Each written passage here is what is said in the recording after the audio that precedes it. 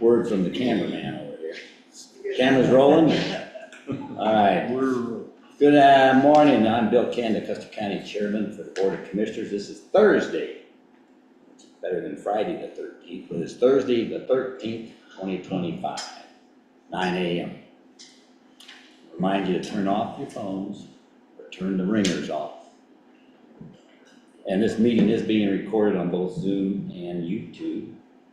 And so if there are questions out there, we are going to be watching it. You have visibility on just Zoom. Okay, and with that, let's have the Pledge of Allegiance, or excuse me, Pledge of Allegiance. Please stand. Repeat after me. I pledge allegiance to the flag of the United States of America and to the republic for which it stands, one nation under God, indivisible, with liberty and justice for all. Please join me in the invocation. Lord, I just thank you for this day, and I thank you for the sunshine that we are having today. Lord, I just pray that you would give us wisdom and guidance, provide a spirit of love over this gathering here as we conduct the county's business. Provide us wisdom and knowledge in making decisions for the betterment of all of us that reside here. In your name, amen. Amen. Thanks, Lucas. Okay, Kelly, roll call. Commissioner Canada. Here. Commissioner Beck. Present. Commissioner BOCC. present. And clerk to the board, Kelly Camper, present. Thanks, audience introduction. We'll start with Katie. BOCC admin, Hallmark. Kathy Griffin. James Goldberg. Justin Horn. Ray Mallory. Jim Chaplin. Okay, and how many do we have online? Katie? 3. There's 3 online. You want to name them now? Jacob Topping from Senator Bennett, John Price, and Zoom user. All right, good. And what was your last name again? Horton. Horton? H-O-R-T-O-N. Thank you. Like you. Okay, any amendments, Lucas? I was wondering if we could move the interim county attorney contract. Maybe if we're gonna have people sitting out in the audience for the short-term rentals, could we push them up? Absolutely. And maybe the Custer County, so maybe we take the ratification all the way down to the contract and we just move those towards the end. And we move the short-term rentals up just so that we can, those people, just so they're not sitting here through the whole We'll meeting. put ratification where you want. Down. And I didn't catch it soon.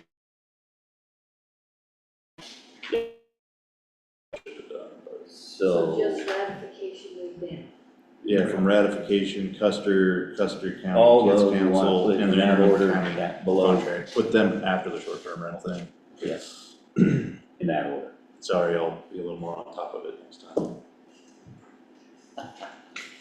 You can't do it all. That's why they make pins. I can try. You can try. All right. We're good with that, right? Right, yes, that's fine. Okay, approval of minutes, January 30. I will make a motion to approve the minutes for January 30, 2025. I will second that motion. Okay, been moved and seconded to approve the minutes. All in favor? Aye. Aye. Aye. Good job, Kelly. Commissioner items, you want to be first, Paul? Nothing new. We attended the mayor's meeting last night. Had a very good discussion with surrounding mayors, and been to the lead conference on Tuesday down at Pueblo. Was the Arkansas, what's the full title of that one, I forget. But we had a very good training session. It was an all-day session down there with various speakers and everything. And I have that agenda if you wish to know what all we covered. That'll be available. So. Annual Regional Weed Board, and weed meaning Plant, no, I can't not say those plant. kind of weeds. Dandelions, although they eat Define weeds, yes. weed now. So it was very good training. It was all day, but it was very cool. Luke? right after the last BOCC meeting, we had the CCI steering committee meeting. This is, CCI is made up of all the counties but 2, and they work on, CCI is kind of a, it's an organization that is hired and paid for by counties' dues, and what they do is work on legislature on behalf of kind of a lobbyist group for the counties. So the counties all have a vote. Each county has one vote. And we vote on which bills we want to move forward or we want them to work with. They give us updates on a lot of the bills, where they're at the Golden Dome, and we just go from there. So had that all-day session on Friday. Had a HR workshop on wages. It was a closed workshop. Commissioners and HR just discussed where we were at with wages, what compression we have, what difficulties we're having with wages. So we'll have some more information coming out on that sooner or later. Attended the Silver Cliff Town Hall meeting, went to the American Legion and just to support our veterans there. Had a public health staff meeting and strategy finance session. Public health funds are a little bit up in the air. We don't know what's going to happen with them. So we came up with a few strategies of what are we going to do? What is this department going to look like? So there's some hybrid options. There's the option we're currently going down, and then there's if it gets totally unfunded or we get none of the pass-through funds that are coming through. So just started to lease those conversations so we weren't completely blindsided. Attended the airport board, the fair board, and the tourism board. They're all working hard on their respective avenues going forward and seeing what they can do for this community. There's a new, it's not a county board, it's called the Health Council. It's gotten started. It's made up of physical therapists, doctors, nurses, nurse practitioners. They're trying to just bring everybody together that does individual things out there, from yoga to nutrition to all those things, and trying to just put it all together and say, how do we help our community out? So that's kind of started. I attend just so I kind of know what's going on there and see if I can help them out any. Veterans Coffee, again, it was probably a little less attended because Wednesday was pretty cold and we had gotten fresh snow. But if you're a veteran, you're more than welcome to attend that at the library from 8 to 9.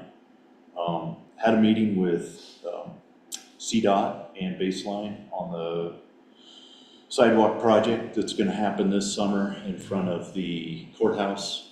They're going to cut that down, move that sidewalk down to right beside the road, so people getting out of the side of their vehicles don't have to walk up that embankment of dirt. They'll have a sidewalk right there, and then it'll be more handicapped accessible up through there. So speaking about that, what we're going to end up doing is cutting in a parking lot for staff that's on just to the west side of the sheriff's department. So we more open up the parking lot directly to the east of the courthouse for our citizens, because there will be no parking along there most of the summer. So on the west side of the courthouse. So That'll also give us opportunity to repair some of that parking area also. We have some potholes and stuff we should take care of. We move everybody over there and give us that. talked, had a meeting with Lisa Haman with Redlands Consulting about our audit strategy, times, dates, lists of things that we want to get together, put together, and who's going to do what out of the finance department, and what we were going to talk to Sam DiNardo about this year in conducting that audit. And then, yeah, the mayor's roundtable is Fremont County and a county commissioner from Fremont County, and it's all the towns that are within Fremont County and Custer County, and it's just getting together and going, what are you experiencing? What are you going through? How can we help each other? What can we do to move forward? So, yeah, pretty much. Been Wraps a it couple up. busy, 2 weeks, so. Good, and then, And that brings to mind a couple things in my mind, and the reason Luke just tripped off all those things. We each get involved with the communities as representatives of the county in all meetings, whether they're boards or whatever. And not all of them are publicized, and it was a good thing. Luke just read through every one of the ones that he attended. This is not an attendance list. It's not bragging about anything. It's the duties that we do. CCI was a neat organization. They also have other lobbying groups. They're similar to other lobbyists. There are 5, 10, 11, 12 counties in Action, actually 22. Used to be Action 22 in the southeastern part of the state. I'm a member of that, and we bring the commissioners in as needed on certain things. They lobby for area things, local things that affect ranchers in these districts. And there's a group up to the north side. There's about 5 of those lobbying groups that also get involved and sponsor the legislation, get CCI engaged, and that's how we get contact with the state legislature. So in that light, I'll talk about a couple things. I was at an Action 22 meeting. I'm a director in Action 22, as well as a committee member of the and chairman of the broadband part of that lobbying group, and that group that sponsors broadband. There's members there also from the county, other citizens. Chuck Steigerwald sometimes is there, and other people. Additionally, I want to point out we've been a board now since the 20th of when was our swearing in ceremony? 14th of January. So we've been a new team here for about a month now. So we're starting to hit a stride, and we're starting to organize. We're reorganized. We've got things together. And I want to remind everybody, we represent you, just like the citizens of the United States are represented by their elected officials. We are a representative republic at the national level. We are a representative governing group here, as you might expect, in the state. I didn't realize this until you get looking at it. We set up similarly as the federal government does, but in a little bit different way. Instead of congressmen, we have commissioners that represent you, and we come together at the governing board, the BOCC, to bring issues that are brought up, like Lucas pointed out, that you find out things as you're talking to different people in those meetings and just on the street. So if you want something at the federal level, how do you do it? Well, you go to your representative, congressman, senator, and you whine, you get on the phone and say, I really got a problem, whether it's roads or whatever the issues are. We have the same thing here. I spend a lot of time going out on the roads. I'm the road managing commissioner here, and so I went out and checked things, but that doesn't mean you don't bring the issue up to your representative in your district if it's easier to get a hold of, or call me directly. And also, just like the Congress and the president, they represent all the people, whether you're Democrat, Republican, Independent, or whatever. So don't hesitate to call any one of us to bring something to the board. And that's how, protocol-wise, you get things on the agenda. You just don't call up the BOCC admin and say, I want to talk about septic system permits. That isn't going to do anything with it, except tell us somebody says septic system. We need to understand it before and get to know the issue from your eyes first, and then decide how we want to handle it. Now, it may be an issue just locally to you, like the road and bridge thing I went to. It was a county grader that plowed up a culvert, and it caused the water to back up. And in the meantime, things were flooded. They were plugged up. The culverts were, etc. Easy fix. We don't need to bring that to the board and say, what are we going to do about it, Lucas? Do we tell them to get a culvert or not? That's my job, to make sure the road and bridge within their budget is going to be able to handle it. So if the request requires more money, then that means that the Congress has to act, or the board has to act, and allocate more money or not, because we're the only ones that can spend the money, just like Congress has the power of the purse. So in that light, we want to keep that in mind, and don't be afraid to ask questions. However, I found this out too, and I'll bet you didn't know. We are under no law or obligation to let the public speak at all in these meetings. The only requirement on the statute that the public must have an input is on zoning issues, planning, and those kinds of hearings, in other words. So if we have a hearing, that's required, and we have hearings also that are not necessarily by statute. We'll have a hearing and we'll make sure people come in and talk. But in the interest of being transparent, and we've been very cautious about that ever since I've been on the board, and it's gotten better because the team is different, teams change, and we get more cohesive. We've allowed speaking on everything we ever talk about. There's no county that does that, ever.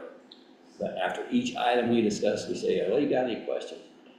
That's just locally though, see, and we just hear a little bit. That's why it's very important, if you want your voice to be in here and make sure we consider items, to talk to us beforehand, get us the information, and let us decide to put it on the agenda, and so we can really discuss it in public. Instead, we cannot make a decision behind closed doors, and we don't.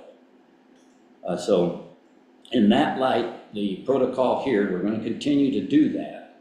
I don't mind it at all, as long as we don't repeat each other's point. And you can, because it doesn't really matter. If I took a poll in this room and it was 2-1, then we're going to change my vote. No, it's the argument that changes the vote, or maybe make us think about maybe tabling a motion. And it's not fair, really, to the rest of the public that's out there either, if they haven't had their input. It might change the reason we may not want to table it. So that's why it's very important. Like you heard Lucas talking about all of, and Paul and I, about the meetings we are in and the input we get. We need it. We need you to talk to us. We represent you no matter what denomination or what. So please keep that in mind. Yes. Excuse me, this is Kathy Griffin. Commissioner Kenda, can you document maybe on the website which boards each of you serve? It's on there already. It is, okay, I didn't remember seeing that.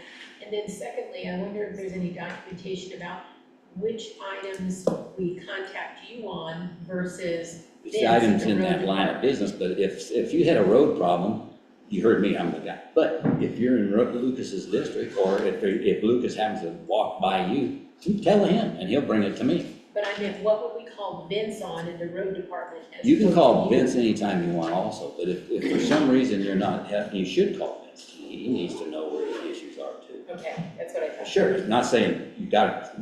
We're the last resort. If Vince and we have problems and you can't understand why he can't rate it, there's reasons, there's priorities in that, and that's where we get involved. And then if we have to broker those and we have to add money, like I mentioned, then we need to discuss it. But don't be shy.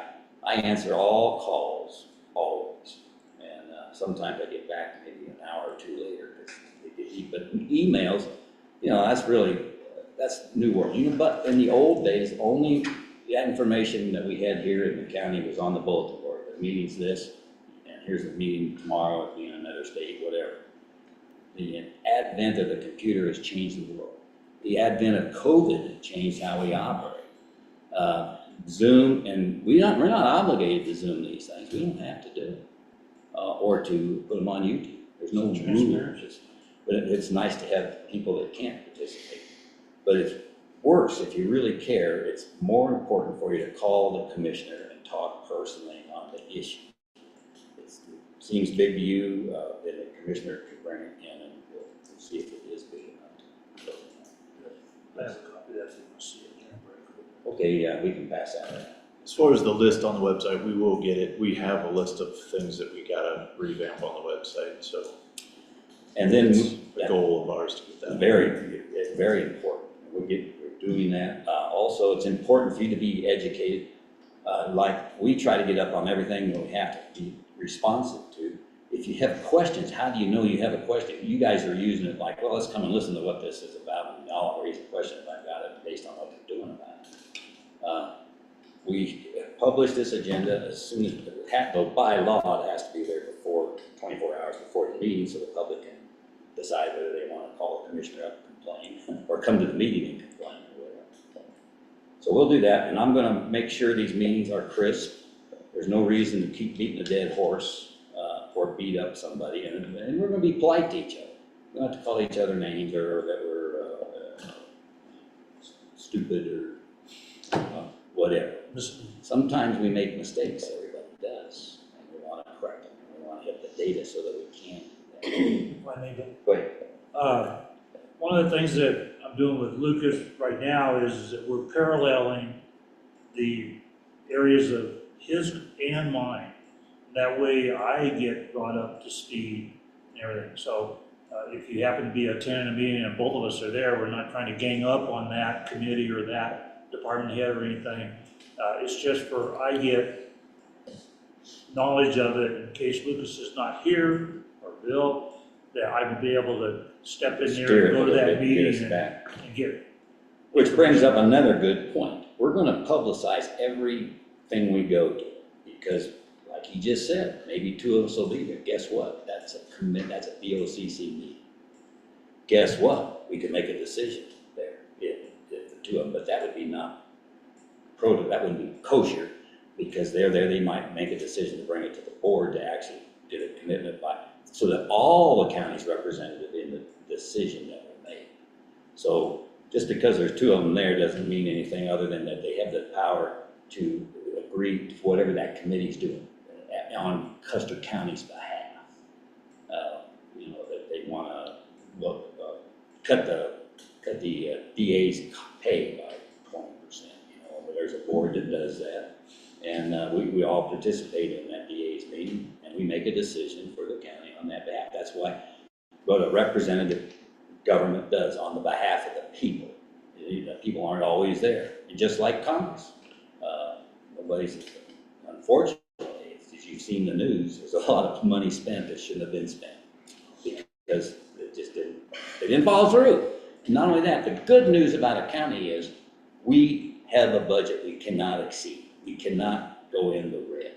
I wish there was a constitutional amendment or something that said the United States would balance their budget and they can't spend money they don't have. They just print, which costs us all money. Luckily, we don't do that. Okay, that's the spiel. So from my point of view, I did attend the Action 22. We do have a couple people, and I asked Lucas if he could get our Director for Public Health on a board, that they've got a committee, a health lobby deal, to understand the issues at the state level and get those small counties' input into those kinds of actions, because that in fact affects us all. And little counties don't have the money to do what the big counties do, so they make these rules that put us in jeopardy sometimes. Also, I was working with the Sheriff's Advisory Board recently.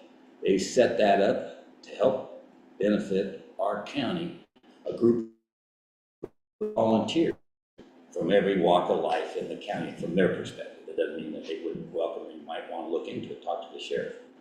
There's some bankers, there's the guy that's running it, has a business that trains karate and does other things for the civil sort of sheriff's offices around the state and other things that he does. And so there's a group of about 12 people or more on there.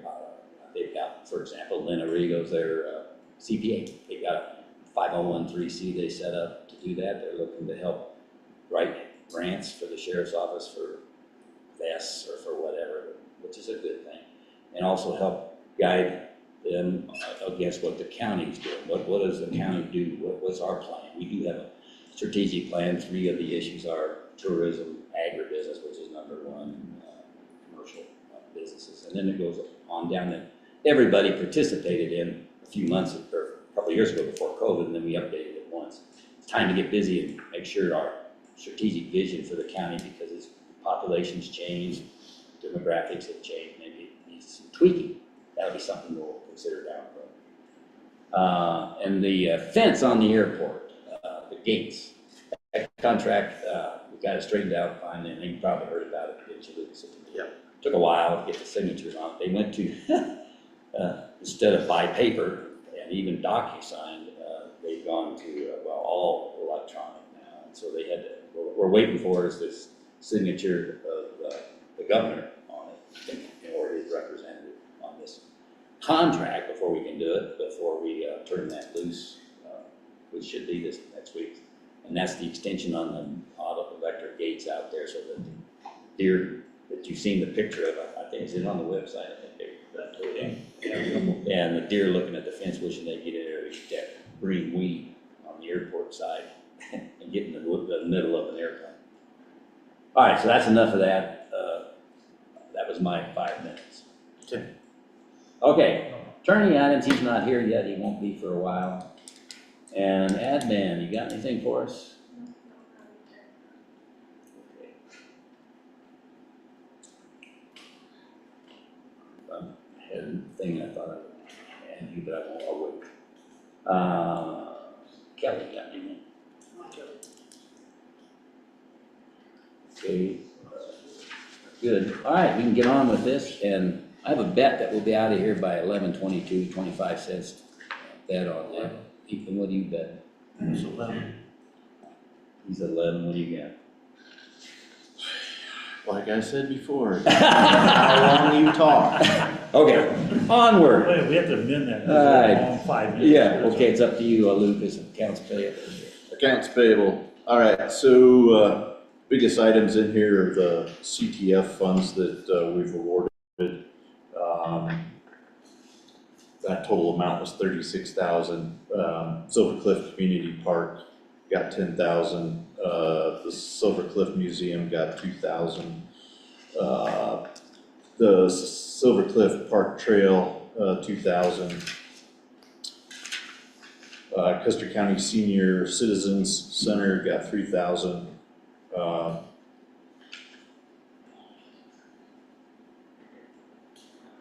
Let's see, these other two. 10,000, I think, there's another 10,000 that I think went to the Wetmore, Community Center. And then there's another 9,000 that went to, I believe it's the library, or Just the library. it's a library, okay. So the community center and library of 36,000. The majority of this is all payroll taxes. Other than that, those were the big items. Business was pretty heavy, there's a lot of little checks. And then, there was there was one, invoice that got charged to 2 different departments for the same amount. So one of those is coming out, got, wrongly entered, so that'll come out. And, so I'll make a motion to approve the AP for today and the amount of $291,794.11. I'll second that motion. Okay, we have a motion on the floor, and by the way, that new total is, took out the 8,350. Yeah, that's the new total. That's the new total, Yes. so we're good on that. And so for a total of $291,794.11. Any discussion? Any other comments out there? Budget? So we're tracking according to what I've seen against the plan. We're right on what we should be On spending. target. Okay, I'll call for the vote. All in favor say aye. Lucas? Aye. Paul? Aye. Kanda, aye.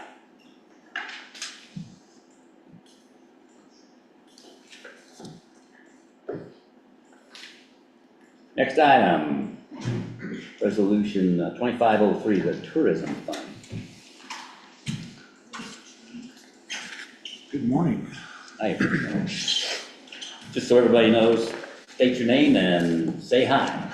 Hello, my name is Vernon Roth, Director of Finance, and we are presenting the Budget Resolution 25-03 for consideration. Okay, I'll read it. The resolution is a resolution appropriating additional sums of money to defray expenses in excess of amounts budgeted for Custer County, Colorado.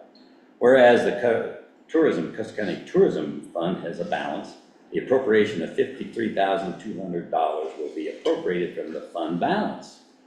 Now therefore be it resolved by the Board of County Commissioners, Custer County, Colorado, Section 1, that a 2025 appropriation of $53,200 be made from the fund balance of the tourism fund. And section 2, that this appropriation be transferred into the tourism fund 55 for the purposes of promoting tourism in the county, increasing appropriated monies from $92,800 to $146,000. And the tourism fund might explain to everybody where that money comes from. So that comes basically from our lodging taxes and a few other places. I'd have to pull up to tell you exactly, but it's basically restricted funds for promoting tourism in the valley. Pardon me. What's restricted mean? Means that we can't put them anywhere else.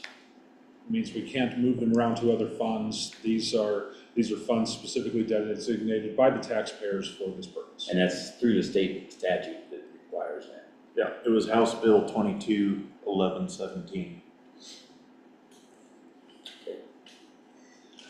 And I do have a breakout of that in a spreadsheet if you would like to see the detail on that. But basically, they have approximately $120,000 of fund balance in their fund. They are a specific fund, the 55. They're not shared with anybody else. So they have these monies there that if we don't use them, they're not doing anything for us. So by appropriating these sums, we can be putting money into marketing plans, business literature, that type of thing for that the tourism To bring board people has. into the county. Yes. For tourism dollars. Yep. And that benefits how? So the more money people spend, the more taxes come back to the county, and the more it benefits local businesses. Because they're here buying stuff. Exactly. Yeah, we can also use this so they're trying to put together all the local beef sellers that sell beef or lamb or chicken, and get them all together as a co-op to be able to sell that product.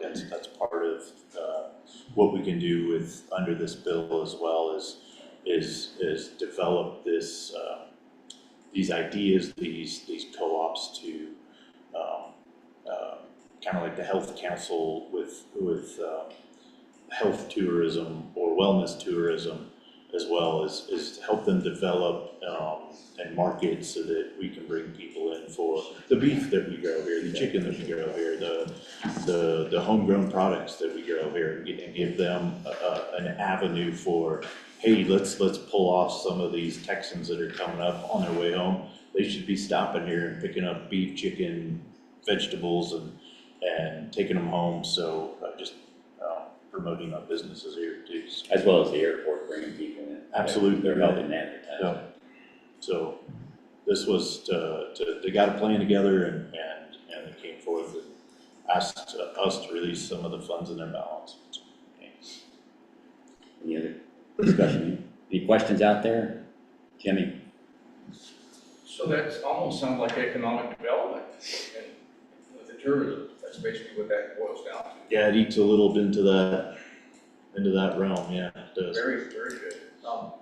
So who's in charge of that co-op, or who's in charge of that committee? The health council, or which the Tourism beef board and, is Debbie Yeah, Adams. the tourism.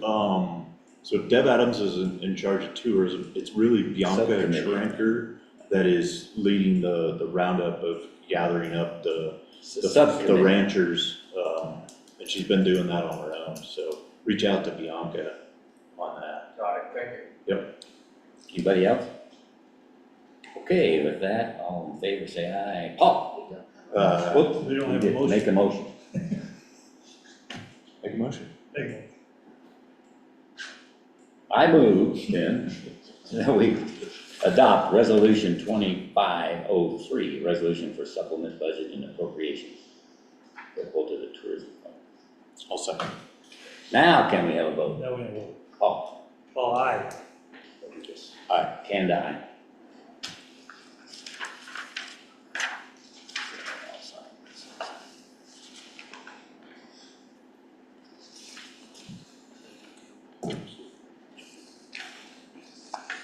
Okay, next up. Next one is the resolution 2504, capital improvements to both airport gates. So this is a budget appropriation to increase the fund balance in the capital improvement fund for the airport. Can everybody hear me okay? Barely. Okay. This is a fund resolution to appropriate monies to improve the fences and gates at the airport. It will go into the airport capital improvement fund to the tune of $5,560. As I said, this money lives in the 50 fund balance. It is specifically set aside for capital improvements, basically anything that improves our bottom line, anything that improves our capital assets. So this money lives in the fund balance, and it will be set aside specifically for the gate project. Okay, and yeah, from a discussion point of view, and then I'll read it. It's important to understand the airport board received a grant for $55,000 from the state for this specific issue. And it'll be used for the gate as well as maintaining the operations of the gate through the year. So with that, this is resolution number 2503, resolution to supplement budget and appropriation. Resolution appropriating additional sums of money to defray the expense in excess of amounts budgeted for Custer County, Colorado. Whereas Custer County Capital Improvement, and this is 2504. Custer County Capital Improvement Fund has a fund balance. The appropriation of $55,560 will be appropriated from that fund. Now therefore be it resolved that the County Board of Commissioners of Custer County, Colorado, Section 1 of this resolution, that a 2025 appropriation of $5,560 be made from the fund balance of the Capital Improvement Fund, that's Fund 50. Section 2, that this appropriation be transferred into the Capital Improvement Fund, account 50, 40670.59130 for the purposes of capital improvements in the form of fences and gates. Discussion. Motion. I will make a motion to approve resolution number 25-04. I'll second that motion.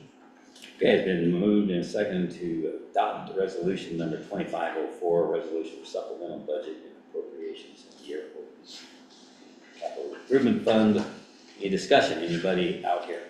Kathy Griffin, I seem to recall that we can spend up to that 5,500 something. So if we don't need to spend that much for the airport gates, does that money get put back into just capital improvements Stays in there. general? Correct. And is that like within a certain time frame? End of the year. Okay, thank you. Any other questions? Anything online? Okay, all in favor? We have a motion. Call. Make a motion that No, it's been made. It's already been made. We're voting. we're just voting. All in favor, say aye. Aye. Aye. Rose didn't. Okay, so Thank you. thanks, Brendan. I'll get a copy of it from Kelly, and then I'll make these changes and corrections. We moved the ratification of the Social Security account members to after all of this. Okay. So, just to let you know. I'll be back. Okay. Okay, we move the next layers of this, just so people that came in understand, the next item up on here will be the Custer County Kids Council. No, excuse me, I gotta go back, it would be consideration of Vernon Yoder. Vernon Yoder's Yes. short-term rental. Good morning. Good morning.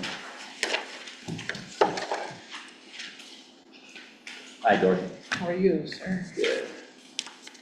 So I have, Introduce yourself and say it loudly.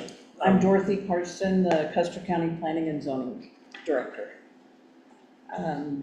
On February 3rd, the Planning Commission met, had their hearing for Vernon Yoder's short-term rental application. The vote was unanimous. All 7 members of the board voted to recommend approval of the Vernon Yoder short-term rental. I don't have specifics as to which member voted and for what reason, but I do have the reasons if you would like me to list those. Okay.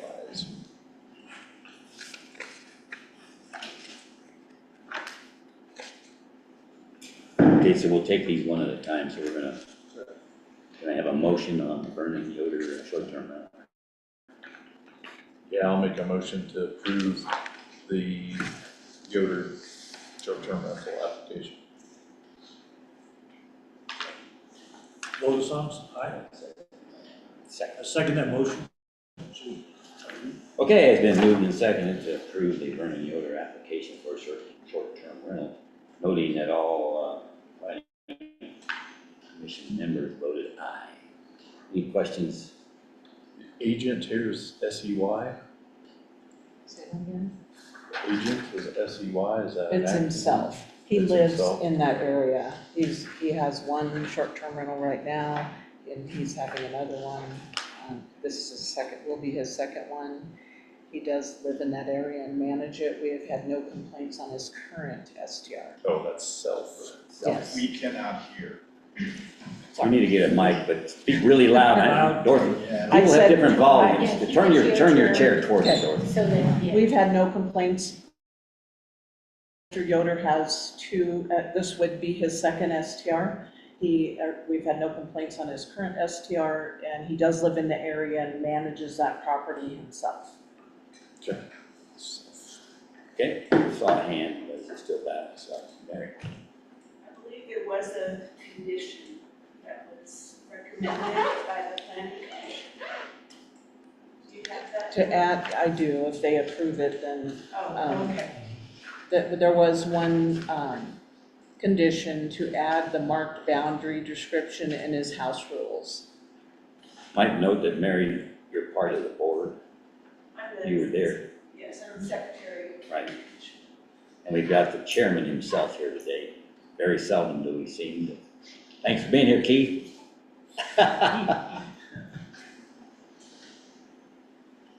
Any questions? Okay, hearing none, all in favor of approving this application, say aye. Lucas? Aye.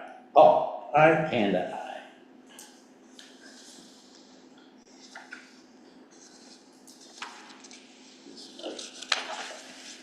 Just for your signature when you're ready. Okay, next. Am I just going Yeah. forward, or are you gonna announce it? You're Okay. you're in charge. Next one would be the Horton, short-term rental application. The planning commission, again, on February 3rd, they voted, it was not unanimous. There were 4 ayes and 3 nays, recommended not to approve. Just to be clear, an aye in this instance is a recommendation not to approve. Yes, It's a little confusing, and I Yeah, don't that was think the commissioners are confusing. confused, but the it was public might be confusing when I confused. was typing it up, so.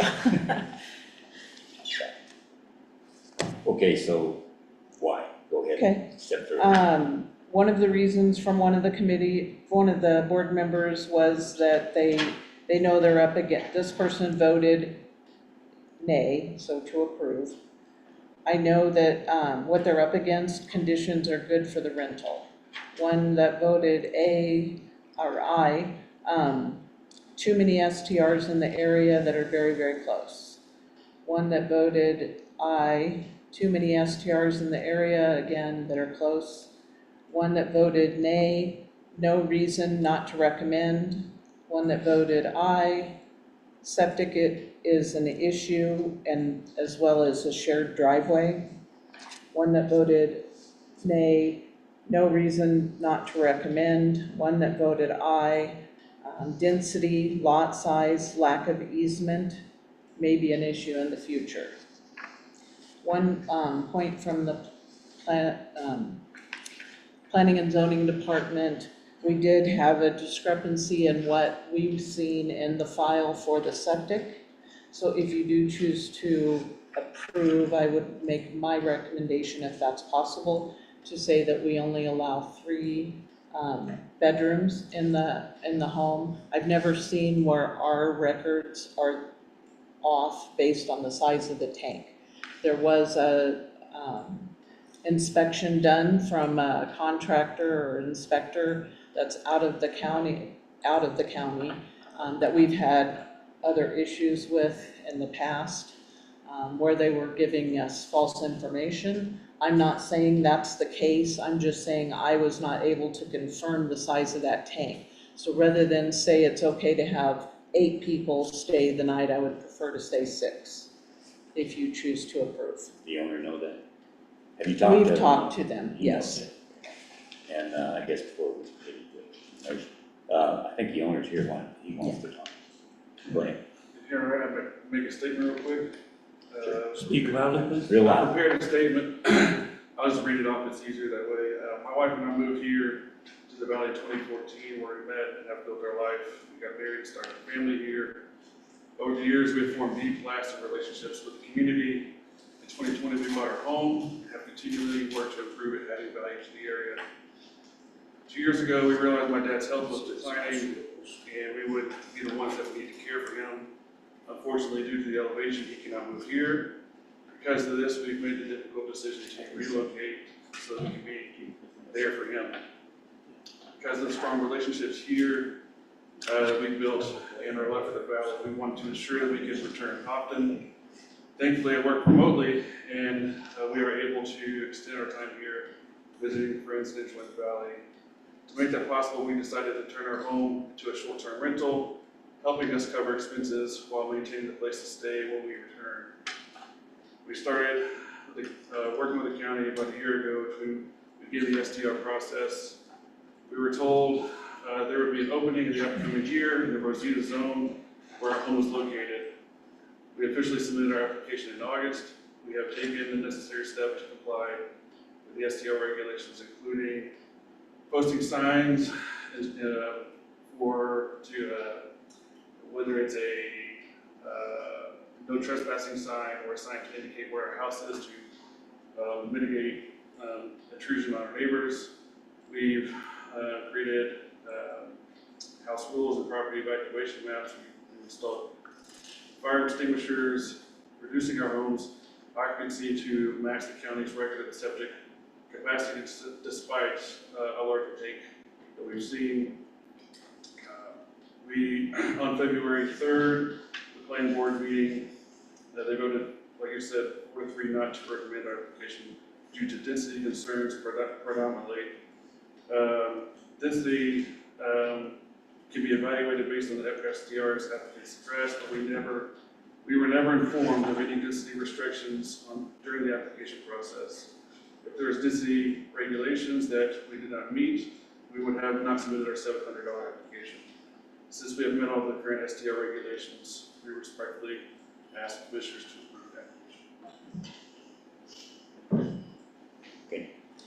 I'd also like to add that if you do choose to approve this, that we make it a condition that they add no outside fires to their house rules. That's not in there now. It's not that I see.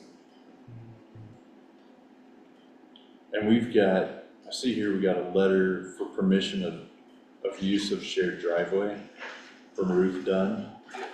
Who owns the driveway? Okay. That driveway is shared by 3 homeowners. So we have a letter of recommendation from Ruth. We have a letter of opposition from the homeowner that's would be above Ruth. Stagger wall. Yeah. Is that in writing? Yes, Is that opposition? yes. I did not You see bring that, I apologize, I have that. Okay.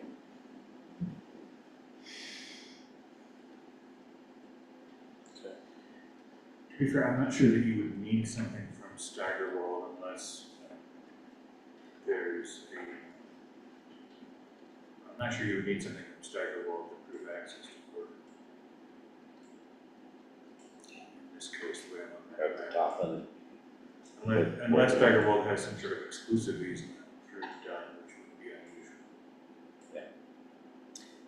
And looking at the map, and I don't know, you may be able to shed some light on it, would it be easy for you to make a different access into there if that were an issue? Okay, I mean, it'd be a significant excavation Okay, requirement. And there is no part of the road that is on your property. No. So it's not like they cross over your property and then you take off from the Dunn's property. You go through Dunn's to get to our property. Okay, The same builder built both of our houses. okay. And access is not maintained by the county, is it? Okay. It looks like the road kind of tries to follow the boundary line. Yeah. That's it. Also, I am actively working towards getting an easement with Ruth, who's agreed that when I can get the survey done, that she would approve an easement. So Ruth Dunn is in favor of an easement once I get that survey done. Okay. Okay, let me ask the chairman, do we have a policy on density? What? Policy on proximity of short-term rentals to each other? Yeah. Policy. We're updating probably in the future some plan to update the resolutions to account for other things that we're learning as we go along, so that's a good plan in the future. Now, just to add to that, I've met with Dorothy, we've come up with some planning and we're working on that to where we look at the density of an area and we say, okay, if one only has 3 short-term or even long-term there, then come up with an amount for this section of what that density would be before we would actually start questioning if there should be another rental in that area. And we haven't worked out the details, but it would be like if there's an area, a housing area that has 2 rentals in it, if the limit for that would be 3, it would be go ahead and approve.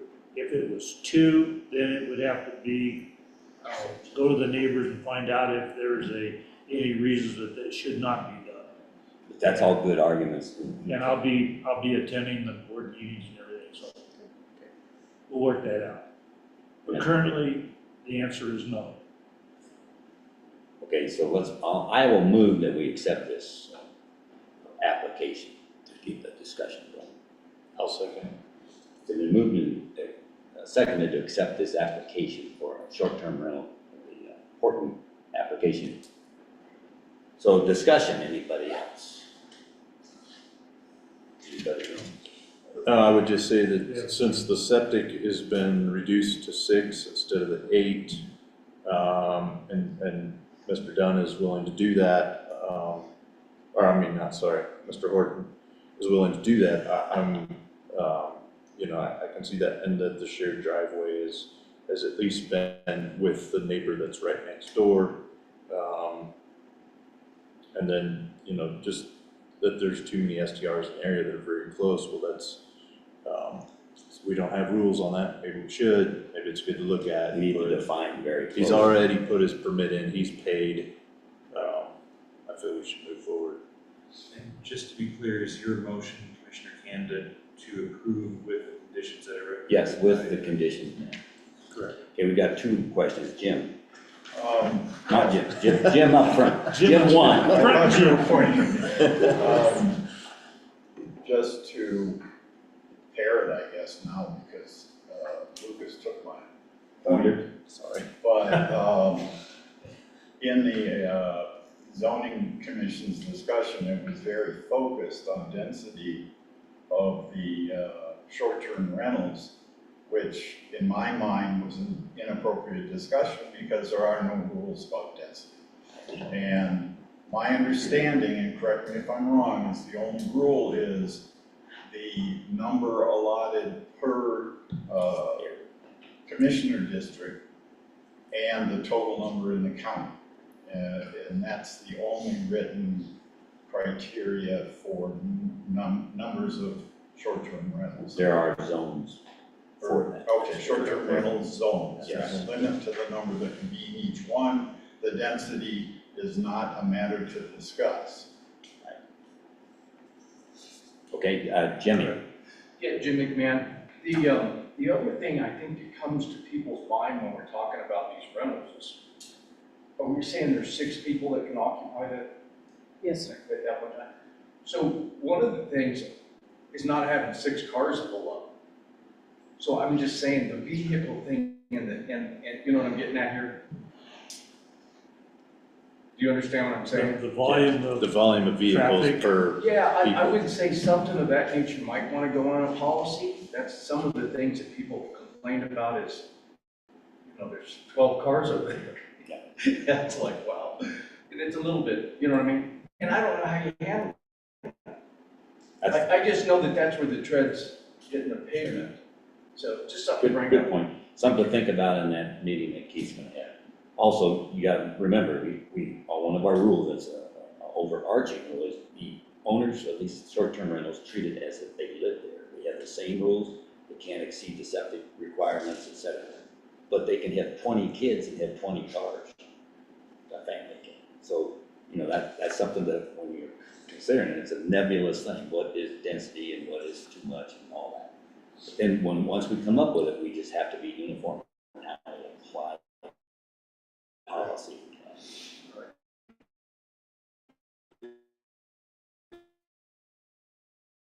His chance. Jimmy, You've got to be. Impacts the local people. It does. And that's what I'm always looking at, is how does it impact That's true, local Jim. people? So That's true. And that's something to bring up. I want to see you in that planning meeting. when we have it. And just so you know, we have a workshop that's scheduled to kind of review our current regulations and what things we may need to look at and make recommendations for the board. That's a workshop, then the final thing will be a hearing in order to make a difference on those resolution rules. Okay. Any other discussion? Hearing none. All in favor, I'm gonna say aye, and that means yes. Well, listen, I, Aye, Canada. Aye, Lucas. I say no, it really means yes. Okay, next. The next one is the Brush Say, Creek turn toward Holdings. them. We had a hearing for the Brush Creek Holdings. I do need to let the board know that they have pulled their application following the hearing, right? Okay. I didn't have time to take it off the agenda. is that with Brush Creek? Yes. Same thing with the Grafton STR, that's been pulled. that's been pulled. Okay. We made that quick. makes it easy. I'm gonna lose this For bet. 11 o'clock. I'm gonna lose the bet. Thank you, Dorothy. You betcha.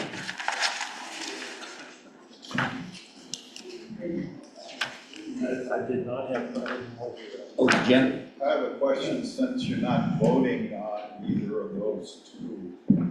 I was gonna make a public comment on Brush Creek. The process in the zoning committee was, as far as I'm concerned, disturbing in that the process for short-term rental was followed, as far as I understood, pretty much to the letter of the zoning regulation. And a result of a series of letters from the neighbors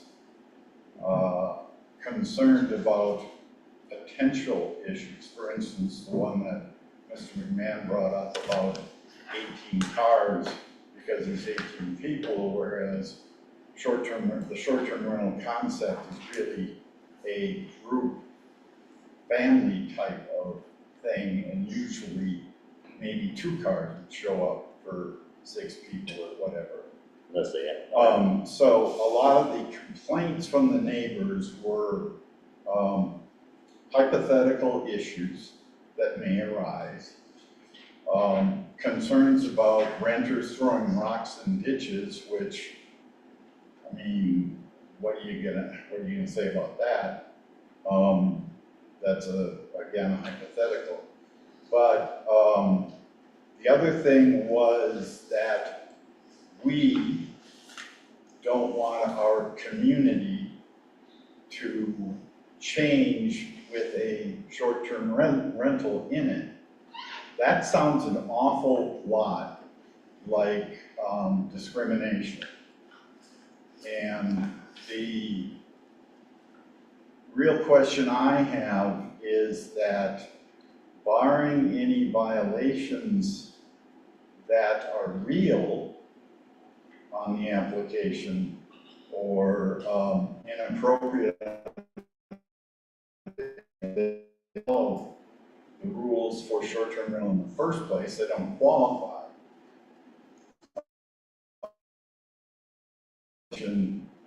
To allow this type of group exclusion of the use of one's own personal property.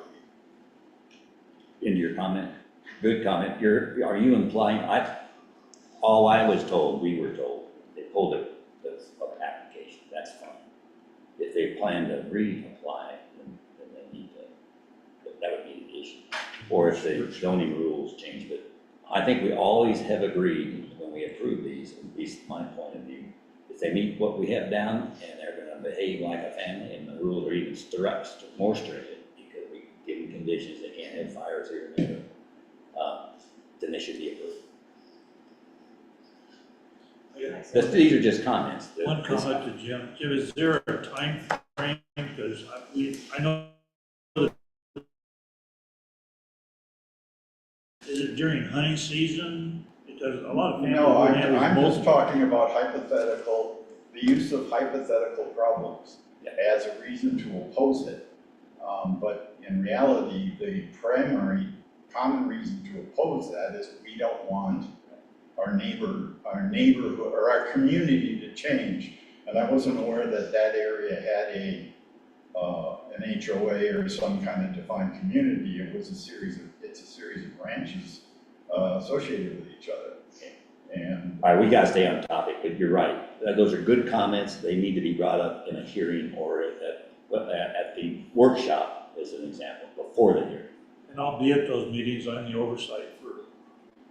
it's too late for Brush Creek, so. Well, No, they just withdrew it, Right, because of but they can reapply.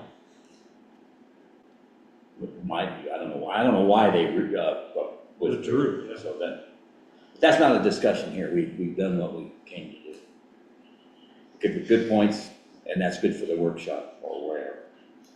Okay, let's move on. Next up, Stafford, let's see, we did Stafford Port Wisdom. Yeah. We're done. Okay, we want to consider short-term rental moratorium next, correct? Is that what we want to do now? That's what's on the agenda. That's what's on the agenda. And we got two of the members here. Okay, so let's talk about that moratorium and why. Keith, do you want to take that, or is Dorothy?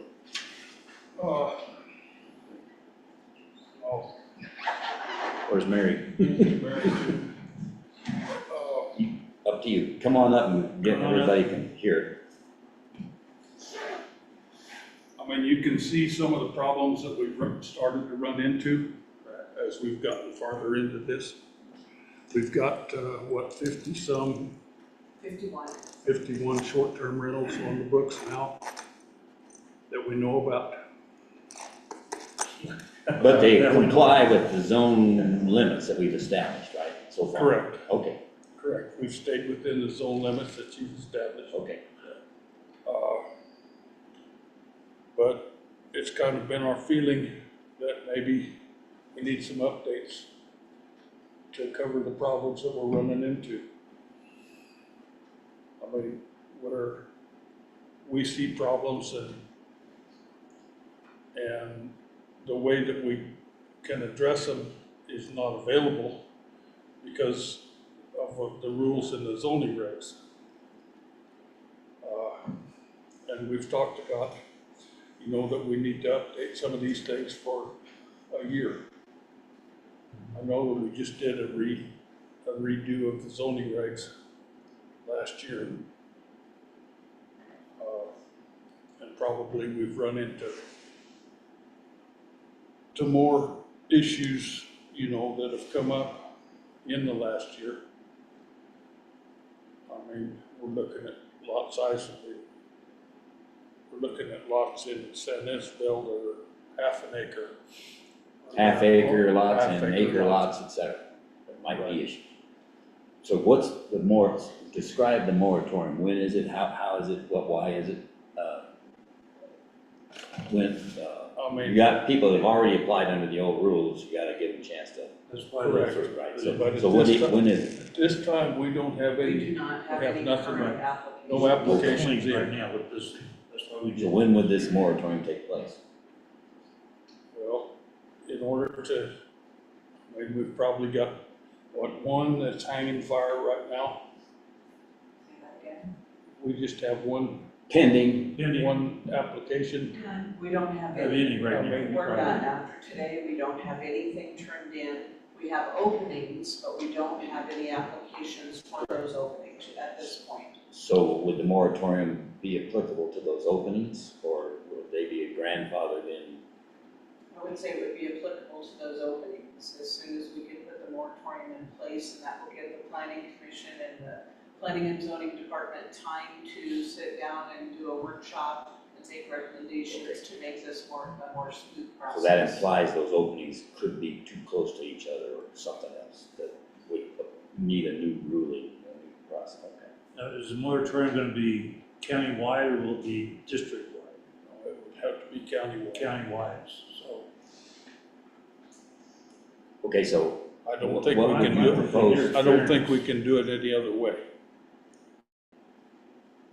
I mean, I don't think it would be fair to put a moratorium on zone 3 and not put one on zone Well, saturation would be, 1. that's a discussion you need to have with them. yeah, Right. I mean, another item that's come up is, I mean, if they change these septic rules, how are those going to affect? Okay, that's not clear what you just said, because nobody understands what you mean about Well, septic I'm not rules. sure So that I I know understand. that, I think to get the discussion, Dorothy, explain what's on the books. So right now, it looks like, and I'm 99% sure that they're gonna change. Yeah. And we have to be at state regulation or above, but they're gonna change the septic sizes for any short-term rentals by 50 gallons per day. So it's gonna be per bed. So if you have, and we do have a lot of this, we say you can only have so many, they only have so many bedrooms, and they are, you look at the pictures online and You got 20 they kids in have it. 20 beds in that small area. So, I guess basically the state's recognizing that more times than not, people are allowing more people to stay the night there, and you're overusing your septic systems. And that's when a septic system's gonna fail, is when you have so many people there at one point. It's not designed to handle that load all at once. So how do you translate that into the size tank? I'm working on that. The only thing I could see possible would be they would have to limit the number of people to the same as a family. Yeah, we'd have, That wouldn't impact the existing system. I'm working on those calculations to see, if it's a 3-bedroom home, what that's gonna equate to. But really, it's gonna But take. you don't even know if the county has the luxury of interpreting it themselves. Do we know more detail? yeah, I've got a little bit on that. On a 4-bedroom, I believe it's 1,200 gallon tank. And like Mr. Horton's there, his is a three bedroom. And so when he had it cleaned out, he said that the person that pumped it said that it was not the smaller one, it was actually a 1,200, so he is actually larger than he needed on that one. Is that correct? Well, we had him do an inspection, because he came in and told me his tank was larger than what we have record of. So we had a 1,000-gallon tank. And the tank size isn't just the issue, it's going to be the Leach infiltrators, field, the leach right. field, It's the whole system. the whole system. Okay, we don't want to work it here. No. So what are we voting on? A moratorium on short-term rentals effective today, If that's or are we effective 4th of July? If you're gonna do a moratorium on short-term rentals, you probably should do that by resolution. That's what I mean. Right. How are we gonna do it? So that would be the next meeting. Yes, so I think the board needs to decide whether or So, not something they want to proceed Somebody with. needs to develop that resolution. Well, if I'm the county attorney at the end of this meeting, I'll be happy to do that. The county attorney will do that. Okay, Mary, did anything? Well, I wasn't expecting this. This was not, suggested at the planning commission meeting. I did not have a recommendation from the planning commission to do a moratorium on short-term rentals to be presented to the commissioners. I don't have that. I don't know if it was on here, it's been here for 3 or 4 days. No. Well, what she's saying is, she's saying It wasn't the discussed in planning the planning commission commission. didn't make that motion. There was talk about it, Yeah. but there was no motion to recommend a moratorium to the commissioners from the planning commission. So we didn't actually follow all the process. Okay, so you can follow it by going to the county attorney now. Does it need to, can that You come need to come- directly from you- Keith? No, It shouldn't. It should come from you guys. Well, then we have to wait till our next meeting. Yeah. Okay, by me. We're at your mercy.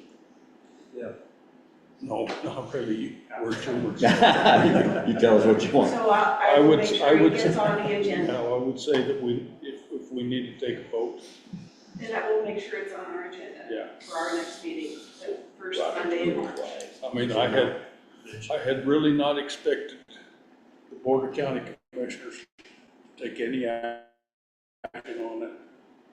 You just wanted to talk. I just wanted. Okay, we'll treat this as a Bring it up. discussion and then we're done. Yep. Thanks. I mean, Quick question. What is the zoning regulation for the upper limit of STRs, the county down? there's no upper limit in the county total. There is not a cap There's not. Cap on what? There's only a Tank cap. on the number of Short-term rentals. STRs in the county. The cap is per year, per zone. There's no. So there's only comment. so many more per zone Left. every year. So if these are, so it's might be 8, or it might be 4, or it might be 3, and as soon as those have been given permits, Then that's you're done. all for the year. And then the new year will open up to Somebody another might- Okay, 8, so I'll another 4. revise my question. For this year, how many more are available in each zone? I can't, for the record, I, 100?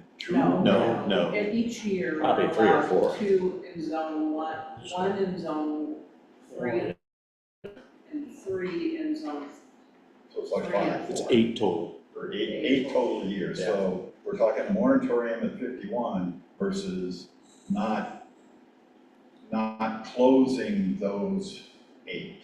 Or, Not filling allowing those. any more applications. Right, the right, moratorium so would not closing affect the 51. 8 that are available. Yeah, that's what. Or they're- whatever's left. Whatever they suggest, they may say, let's finish those out, and let's I mean, go there's- do something else. Right, so, Okay. okay. Okay, so that was a nice discussion. Thank you, Keith. Yes. Okay, break time, 5 minutes.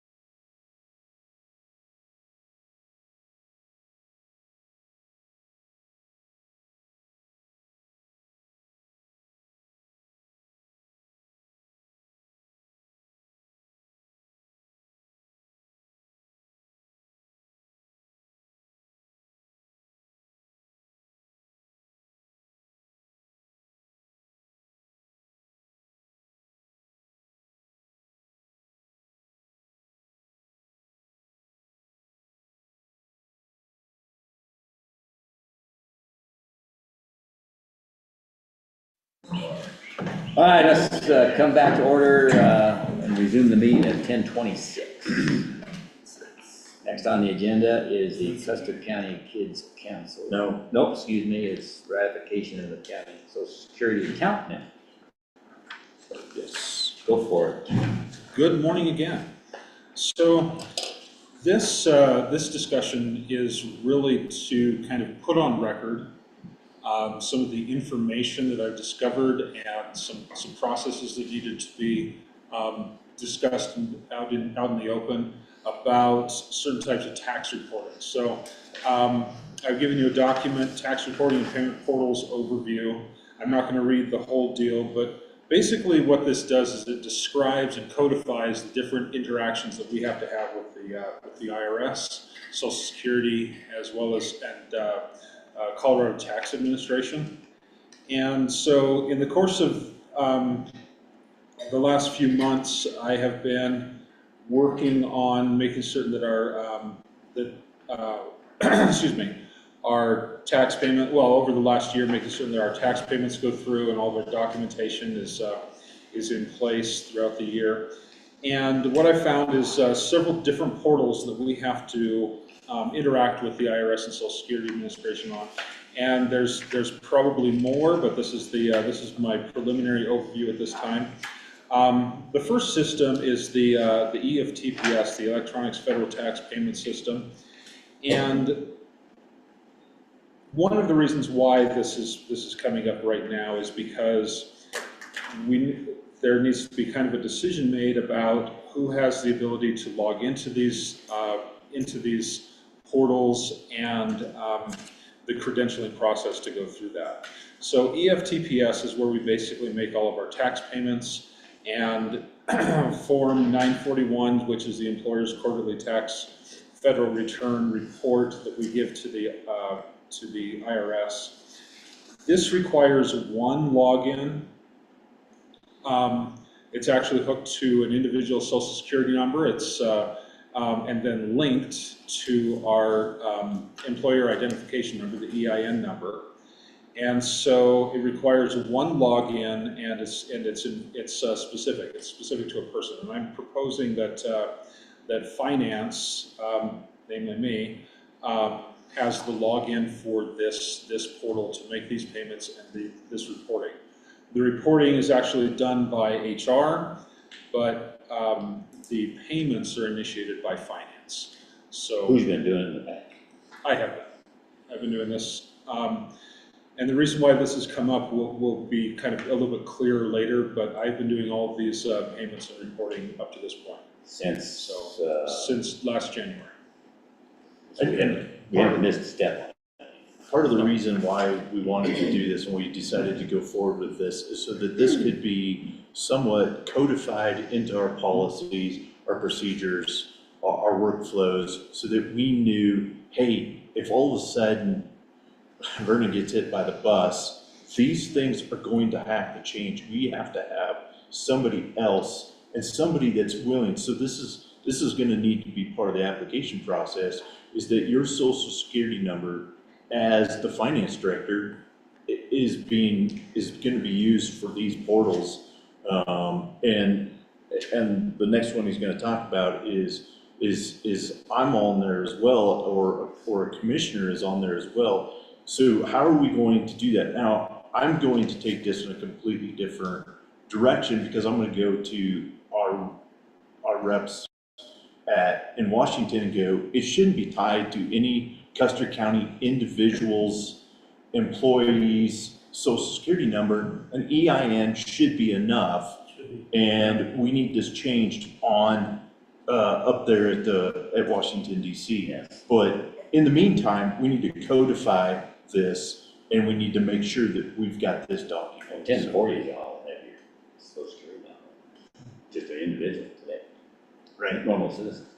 Okay, so you mentioned you need two people. If you got run over, it's not just Lucas and Andrew all you had. Who's going to do it, your assistant or what?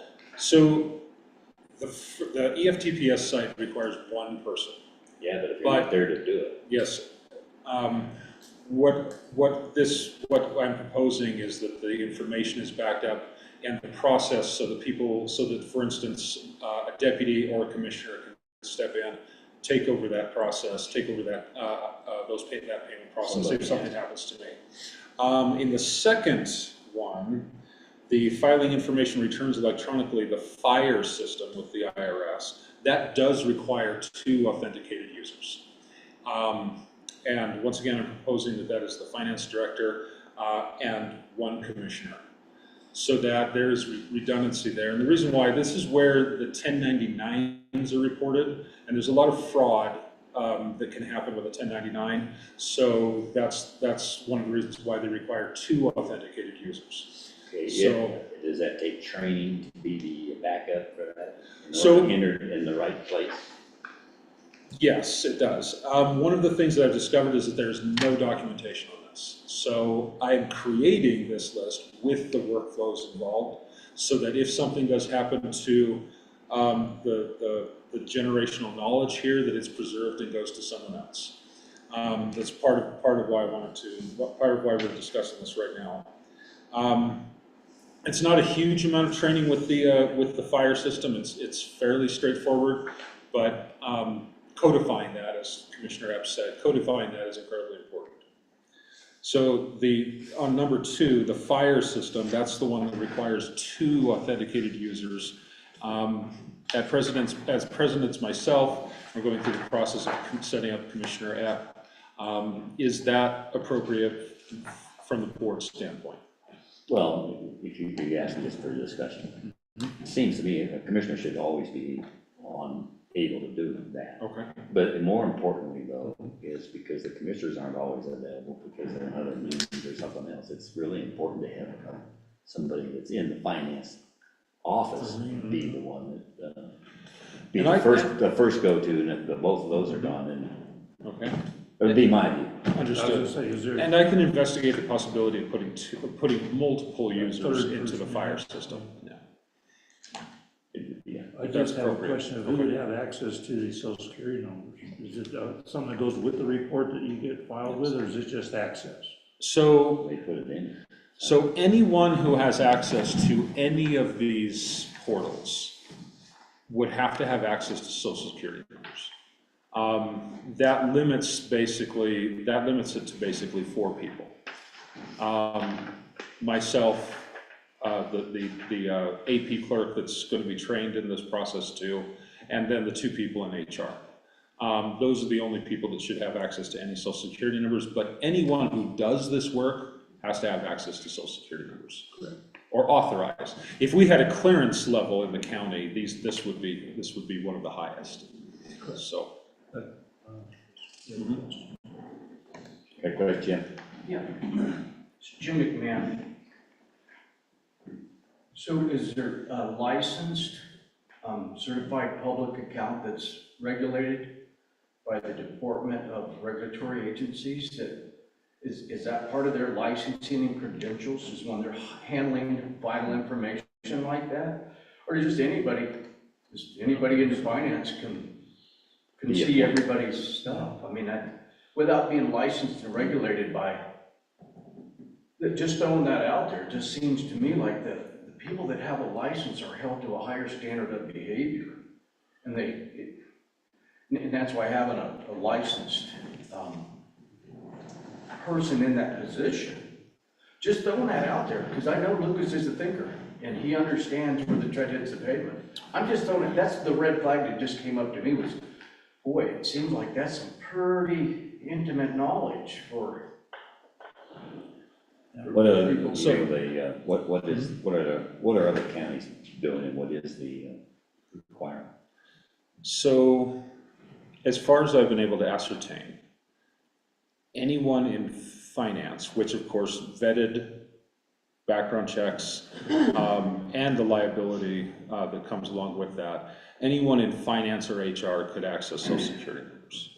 I would kick it over to the attorney to see if there's a legal precedent for that. I don't know if we can afford a CPA for all of these positions. It's important to understand this isn't a county or a governmental specific issue. Okay. Every employer has this issue. Okay.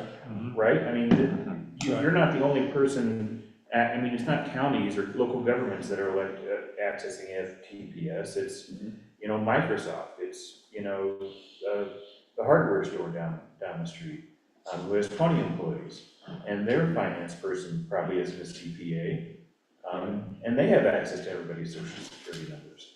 It's I'm going to stress issue than- employer-specific social security numbers. I'm going to stress that for the record. Right. Not all, Yeah, everybody. yeah, So, sorry, yeah. yeah, you're right, yeah. So that's just, you've got a good point. We can restrict it, we're just restricting it as a county to the finance department and the commission. And I figured, I think we're gonna find employees that are gonna have a hard time giving up their social security numbers to a government website. I said, we gotta get going, we gotta make sure that we're doing this right. Here's my social security number, let's move, and my birthday, let's move forward. Now, I'm putting a lot, but I would be with anybody that was in the finance, you know, or our HR department. It's, unfortunately, there's a certain level of trust that you're giving, but this is why I want to take this back to Washington, and I want to go, wait a minute, this is, for a government entity, you know, for my own business, that's one thing to have, put my social security number down. But for a government entity like Custer County or a municipality, we should be able to use our EIN to log into these things as an entity, but. Or a password with. Now, there is the option, as Jimmy has brought up, there is the option to have a designated representative. For instance, Redlands Accounting, excuse me, being a CPA, there is an option to have Being a that. CPA is not a requirement. No, I understand that, but a designated representative to do this work at a. Limit the number of people. Yeah, but, you know, our. I got you, Ken. Okay, but she was first. Oh, okay.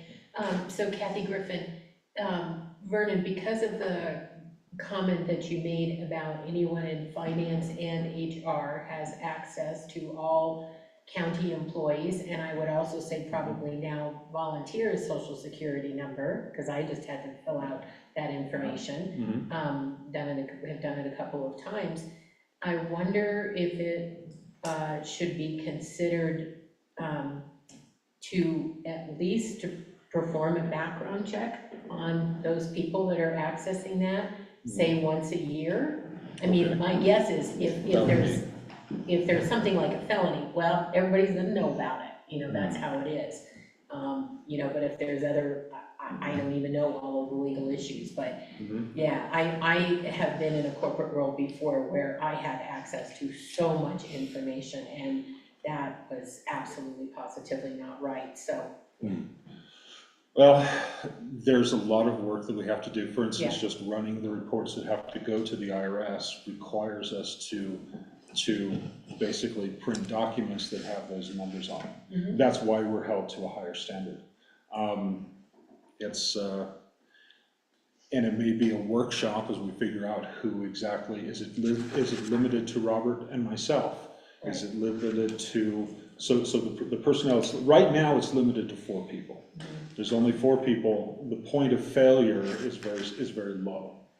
And all 4 of those people have gone through significant background checks. But I do like the idea of a yearly background check. That would be up to the commissioners to initiate that. Go straight. Yeah. Right. Jim, real quick.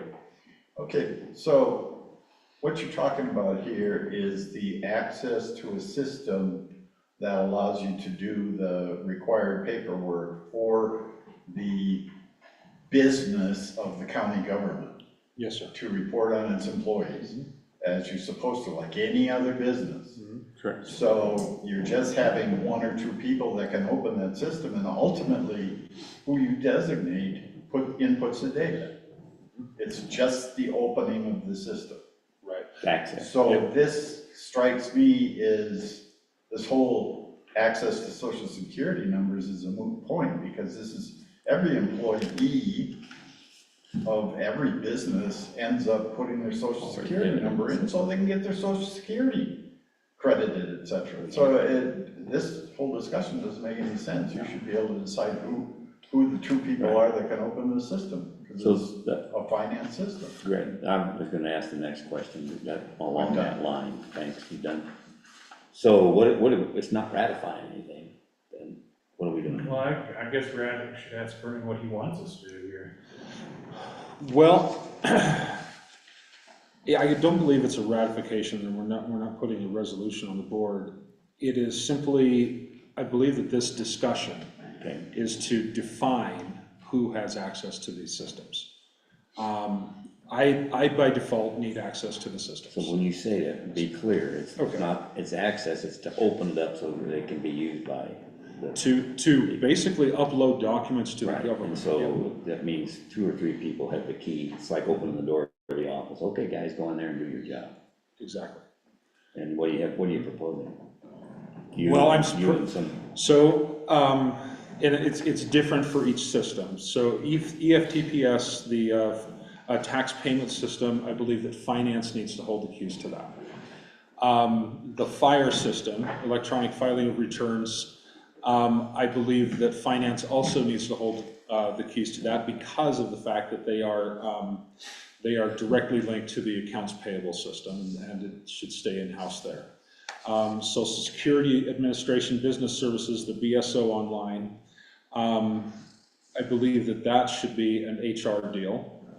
And then we have the Colorado Department of Revenue, which is also an essential finance function. And then the Colorado Department of Labor, My UI Employer Portal, which I believe goes to, is Robert's domain. So I think that those are the. You just want to formalize that, yes. Fortunately, I think he must have been listening. You haven't had it, Bob? Yes, how far back do you want me to go? Keep it short. Yeah. Keep it to the point. Yeah, we just want to know where we're going to assign 2 guys, 3 guys, and they're going to have the keys to open up the door. And the reason I brought this forward is we could do this all behind the scenes. Something happened to me, something happened to him, and you guys don't know. We don't know what. Right. So what I'm trying to do here is bring this forward, bring this out, keep it transparent as to this is what we have to do, this is what we need to do, and this is who's doing it. Okay. Right. So grab names and serial numbers or social security. So related to social security, dates of birth, addresses, those kinds of things. Every employer in the United States has their employees' social security numbers, dates of birth, addresses, all those things. It's a fact of employee-employer relationship. Right. Okay. There are regulations that mandate that the employer and how the employer protect that data. It's under PII. Is the acronym. It's like everybody's familiar with PHI, personal health information. Same thing, but it has to do with someone's personal identifying information. And how that must become shared and not shared, and if there's a data breach and you lose all that, there's statutes that regulate how that's happened. That information is always shared for unemployment purposes, for Medicare purposes, for workers' comp claims, for any number of things. Most of that is on the employer side. They have to lock it down and know that it's secure, and that's not, we won't talk about that, we want to keep it short. So as far as processing payroll, that information is always transmitted either electronically to your processor, in our case CIC, through their system, and it has to be an encrypted system. It's required, ours is. And then same time when Vernon or a finance department or anybody employer transmits social security data to the IRS about what's been paid, what hasn't paid, selecting for W-2s, W-4s, that's all encrypted. The stuff that Vernon does is tunneled. In other words, there's a tunnel between the employer and the end result, so it can't be stolen. It's called tunneling. So that's done. So all of that stuff. And I don't know if I answered your question or not. Trying to, yeah, I saw it because so all we're gonna do now is decide, and agree, are we gonna agree that the process is we're gonna have 2 guys for this system, whatever? Name what you want. We're just, all I'm saying is I make a motion that the tax reporting and payment portals overview is left up to, and they've already filed it, so Vernon Roth, on some of them alone, it would be, Robert Smith for some of them, and then, I was, the secondary designation on the fire system, so, just so that we could get it going and keep it going and keep our people paid and do what we need to do for the end of the year things, Yeah, so. because there's a process at the end of the payroll that social security wages go to the state and then from there to the IRS.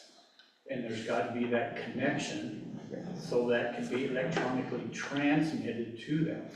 And that normally would be done through finance and not HR. Okay, and you would want to make that motion so that it could be modified as required, meaning somebody else could be appointed because you're not gonna be around or something. Right. Then we need to come back here, right? So we know who's got access.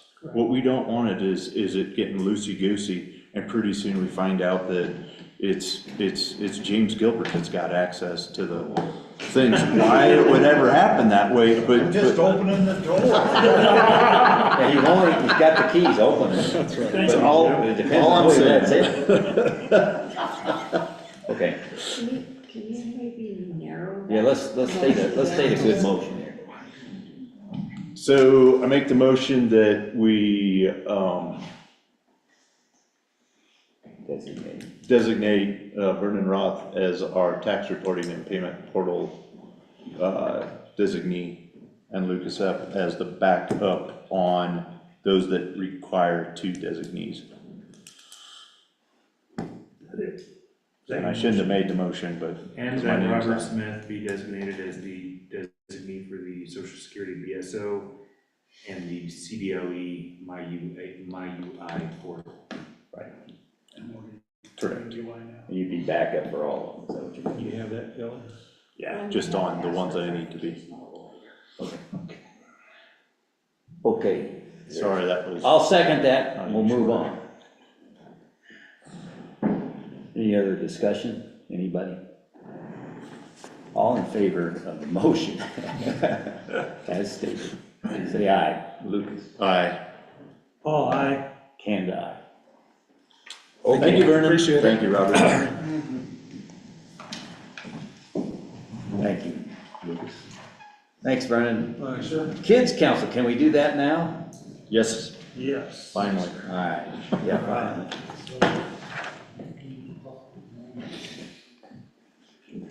Hello, Stacy. Hey, Stacy. Turn toward them and speak loud. Yeah. Just give an angle so everybody can hear. Okay. So basically, I have the two copies of different member MOUs. I'm Stacy Terrell. I'm the director of Custer County Kids Council, which is one of the departments and under the county. And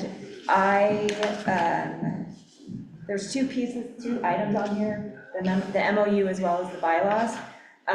We are under the guidance of the Colorado Department of Early Childhood. I'm in the process of going through our RFA for the CCKC to continue to be the Early Childhood Council for the county. Bylaws are required, and we go through and we update them. I have updated our bylaws just based on changes within our community and within our council. And basically, the changes with the bylaws will also reflect with the change in the MOU between CCKC and Custer County as our fiscal agent. The changes to the bylaws basically reflect the removal of a steering committee and officer positions here locally, because that's not required by the Colorado Department of Early Childhood. The requirement by the Colorado Department of Early Childhood is our membership partners who sign MOUs with us. For example, public health, the school district, the library, like various members, Sol Vista, Star Point is early intervention. We have requirements on who fills those membership partners, and that's the requirement. So I removed that piece because it was just very hard to keep those positions filled. And then as a result of that, we were in violation of our bylaws. So I rewrote the bylaws. Those will be taken to our council tonight to vote on them. That's also the other requirement by the state. So as a result of that, I had to make some changes in the MOU with the county where steering committee was taken out. I emailed you, I think via Lucas and Robert and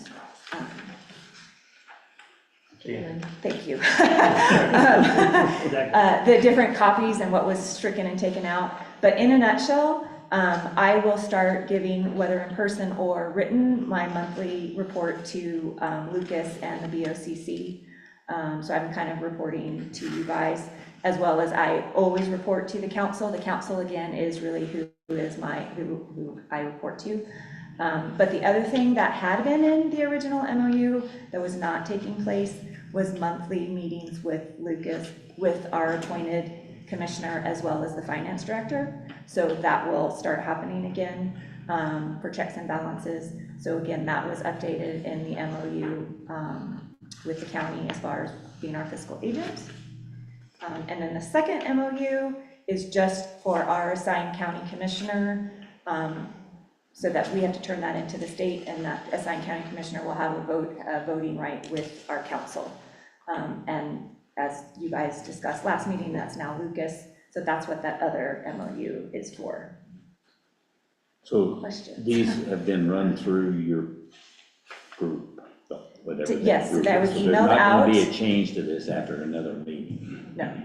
Okay, 'cause you Yes. started off saying Yes. there could be a change. No, no, That no, was no. your bylaw. So and they've already been emailed out to our group. You know, they've opened it up and read it with a fine tooth comb or not, I can't speak to that, but it was sent out to them, and it's on our agenda tonight to be voted and approved as written. See, that's the problem. That's not a problem. If they change it, then we have to do it again. Right, but I'm 99.9% sure that it won't be changed. What, I mean, are you asking me? No, I I'm don't just, understand. usually you bring something that's been approved and ready to go, and it just voted needs on, our yeah. approval. That's not gonna change. Doesn't mean we can't have another meeting and change it, I guess. Okay. I guess, as far as the MOUs, I can approve it. understand, but I don't think I need your approval for our bylaws. No, I don't want to approve. Oh, okay. I wasn't, no, I just said that this was gonna be approved. Oh, yes. I didn't see, you mentioned a second MOU, I only saw one. It looks like this, looks like a typed letter. So this one This is single the sheet. standard Single MOU sheet. between all of our partner memberships that's required by the state. And so that would, so for example, up here, it would say BOCC, you check that box, and then Lucas would be the representative. Okay, so this is, but This is the. that's the one I'm more worried Yes, about. this is the This one is that's more more recent. applicable. This is the MOU between That's the one CCKC. I've seen. Yes, and this one has to be turned into the Department of Early Right. Childhood. And in theory, their bylaws won't affect that, it shouldn't. And the only change I Correct. see that we should probably make to that is the date. It says it's the first day of July, 2025. So the reason why I did that, and that can be changed, is that's the start of our fiscal year. That's, I don't have a problem with that being the date at the beginning of it, but we also have it signed as executed It's witnessed on the in that. blank day of Gotcha. July Oh, I see what you're saying. 2025. That can be changed. So even if it goes, it's effective July 1st of 2025, we still need to say the signature is February, whatever, 2025.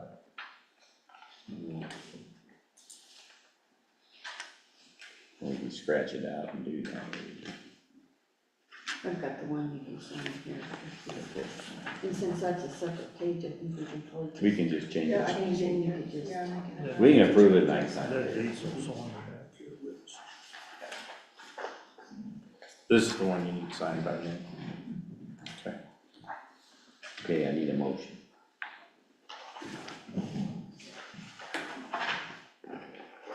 What am I reading? I gotta figure out which one I'm reading. Am I reading MOU here. the MOU? Okay. We can approve it. I, Paul Wilson, make a motion that memorandum of understanding between Custer County and Custer County Kids Council. This agreement is made and entered into the first day of July, which we're gonna stand with that, by and between Custer County and political subdivisions of the state of Colorado, and it's referred to as the county, and Custer County Kids Council, henceforth, referred, okay, don't need that, to as of KKC. Make the motion. And so you moved to approve or accept the memorandum of agreement pending date change? Date change. That's gonna be done. Okay. Second. Yeah, I'll second. Okay, it's been moved and seconded for the MOU between Custer County and Custer County Kids Council be approved as amended. To be amended. To be amended. All in favor? Any discussion out there? All in favor, say aye. Paul? Paul's aye. Lucas? Aye. Aye. Canada. And two other. Then the, Here's the other. he's got it. And the other, need a motion on the other one. Or did we approve both? No, we only approved one. Oh, the bylaws. Is there one? So there's two MOUs There's two. and Oh, one So this bylaw. would be a different one, so we'll talk about it. Need a motion? Make the motion. This gets my name on it, so I'd rather not make the motion. I move that we approve the Custer County Kids Council member MOU as discussed. I'll second that motion. Okay. Any other discussion? Is it clear? And our member will be Lucas. He's the managing commissioner. Okay, any discussion out here? Any questions? All in favor say aye. Lucas? Aye. Paul? Aye. And aye. You got this one too, or do I need to sign it? I just gave That you was her. This is it. Yeah, I just handed it to you. And do you hand me the other one? the one that's paper, it should be paper clip with the second, the You signature. should have. I got the it. paper clip. I got it. Yeah, exactly. One paper clip, not paper. Get the paper clip off. I got it. I didn't take it off. I pulled the sheet off. Don't do that. That was her marker. Okay. You want Stacy to have it before you? You make copies. Because I I can gotta come get sign it, the yeah. one, and then I'll get these. Yeah. Do you want the originals, or you can send you? Sure, I'll take, yeah. And then you can sign it and get me the. And then get copies, yeah, you can do that. Good. And then as our fiscal, I have two other quick things I need to share with you.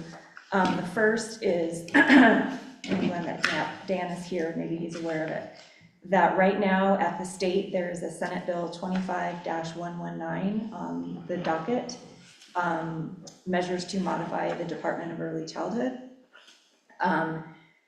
Basically, this proposes sweeping changes that would significantly impact the local communities and our community here in Custer, and the ability to ensure that all Colorado's children have access to universal preschool.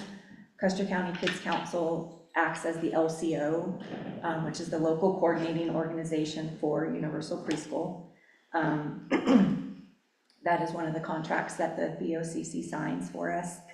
And they're talking about doing away with LCOs, which would have a direct impact on our community. Right now, we serve, myself and my colleague at the school, we meet one-on-one with families. Custer County's, Colorado in general is about local control and local supports, and so they're talking about doing away with that. And it would directly impact families. We have over 30 families right now registered for preschool next year. Their point of contact would go away. As well as the most important thing that could affect potentially the county is the funding would go away. Right now, we are funded at just under $50,000 a year. That would go away, and potentially they're saying it would be left up to local governments, which would be you guys, to pick up that bill. ECLA, it's the Early Childhood Council Leadership Alliance, it's a paid membership that we are a part of with them. They're representing us at the state. They have their own lobbyists, and they've put in formally that they're against this bill. So we're asked to do our due diligence in speaking with our county commissioners, whoever also is our fiscal agent, which is our BOCC, as well as I presented to the school board on Tuesday night. We're not asking for any formal stay on this or position. This is more just an FYI, and I will keep you in the loop about where it goes. But it is pretty significant. Obviously, there's changes going on possibly at the federal level, but this is specific to Colorado, and it would impact the support of the universal preschool. Just in general, for Custer County, the rollout of universal preschool has been really good. I know in other parts of the state, they've had their challenges, but because we're small, because we are hands-on, and I meet with families and call them personally, as well as Lori, this would drastically impact us, and we have a good thing going here. So that's more kind of FYI. And then the last bit is a bomb was dropped last night with the school board. They have called a last-minute school board meeting tonight. And on the agenda is to talk about the replacement of the current superintendent. That was on that agenda that night, or is it tonight? It's tonight. They posted it last night at around 8 p.m.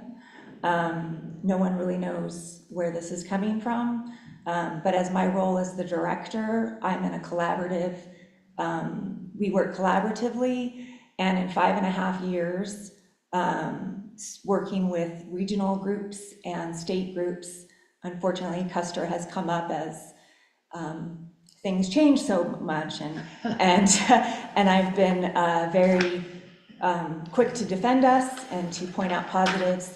And I would say that the current superintendent in 5 to 6 months has done so much more collaborative work and community outreach that I have shared back to the regional and state groups that it's really a shame. So I'm just sharing this to the community as a whole, to come and voice if you feel like that it has been it's been a very positive thing. I was in 5 different meetings this week where his name came up just out of the blue in a positive note. So it would be a real detriment to the community. So I just wanted to share that as my collaborative piece with CCKC and the school district. So Thank you for the update. it's at 7:15 at the school library, and I personally hope that they have to move it to the gym just with It is a full feedback. open meeting. It's an open meeting. So, any other questions for me? Steve, Yes. is there just some personal issue that's come up? We don't know. We don't know. I was at the school board meeting on Tuesday night, giving my normal update, as well as letting the board know about this new Senate bill.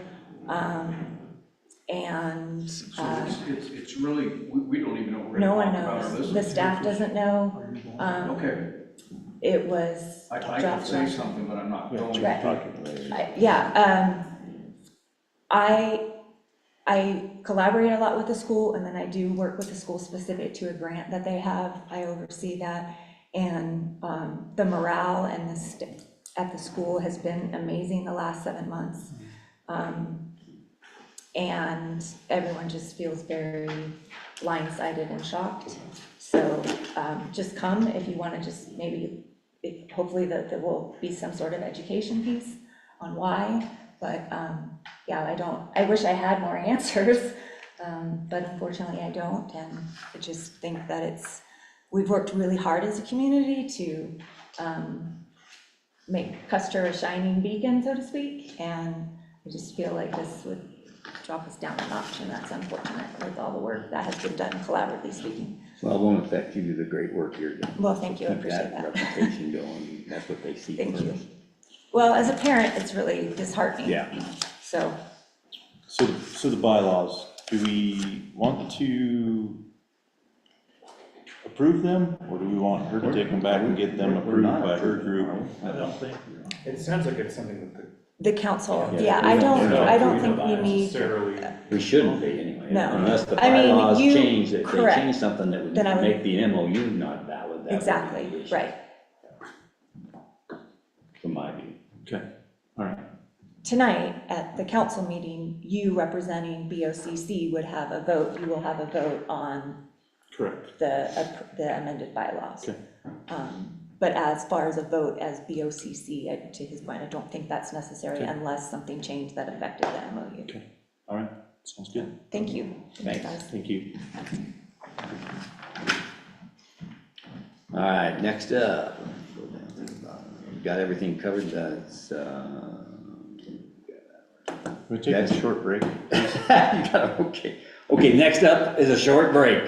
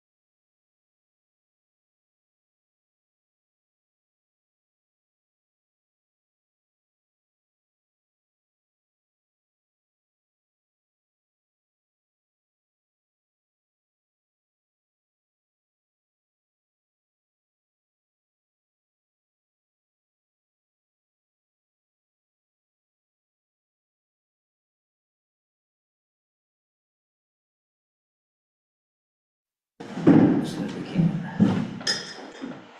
Okay, the meeting's back in. Yeah, you gotta go sign checks after Session. you're done. Yeah, I'll be back to do that. I gotta get going in.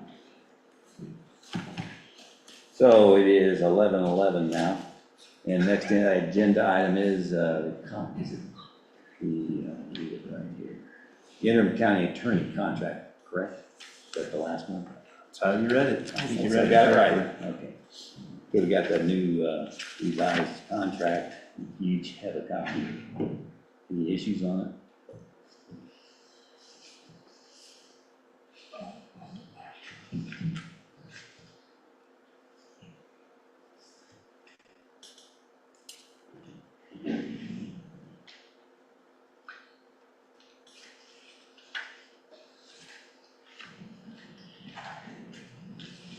Not right.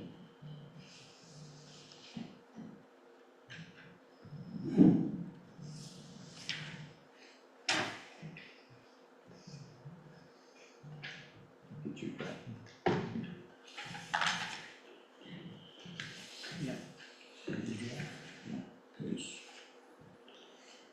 Okay. Any issues? Points, me?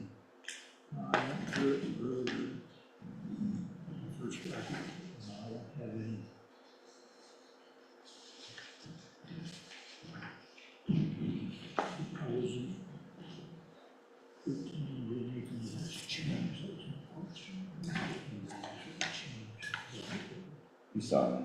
Yeah. Okay, so we had a meeting, when was the last meeting, we considered the interim county attorney contract at that time, and we needed a revision. The revision included a pay by the hour, not a salary position, and it will be at $100 an hour as the rate, which is good, and availability here in the meetings as we require.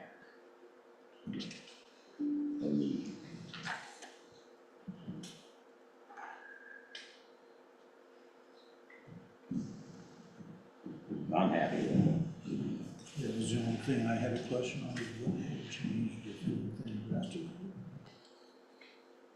Well, the thing that I wanna change big time was the fee schedule. Right. Cause she was at, an amount per month with not knowing how many hours we were gonna get, so she's reduced it to a per hour fee, but are we billed on 15-minute increments, or we billed on? She said that was, if she gets longer than a half an hour or 45 minutes, but that's, depends on the call. Okay. It's per hour. That's what she told me. We can go back. Because it's a draft, we can modify. Okay. Well, it's not written, it didn't happen. Okay. So that would be pending that clarification.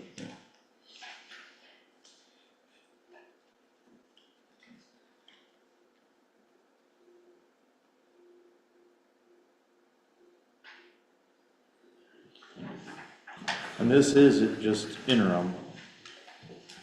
This is, cause we still have to RFP out, correct? No, it's interim, that's what, according to Bob, this is an interim until we do that, and then she can compete. Until we compete for. Yeah. Okay. Contract to consider.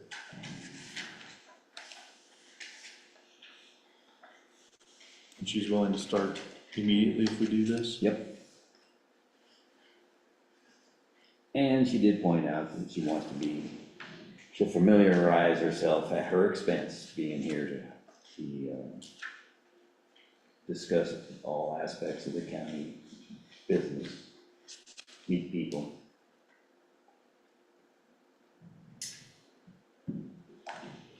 For as long as it takes. Paul, you didn't get the opportunity to sitting in the workshop when we interviewed her. I don't have a problem, the only thing I'd have a question is the $100 an hour, is it cumulative if it's 15? No, that's what his question. That's, We're gonna, but if it's, the way she framed it, it was, and CTSI has a similar thing that they offer to the counties, a lawyer for 30 minutes without a charge. After that, it's like $300 an hour or something like that. It's covered under paragraph 4A. Yeah. It's 1/10 of an hour. and I've seen Yeah, where it's, 1/10. you just click the timer and see if it adds up to an hour, and it's an hour. Right. Okay. But yeah, I did look through that when I first got here. Yeah, we wouldn't want her coming up and talking and she doesn't have anything to do. Right. I can have so.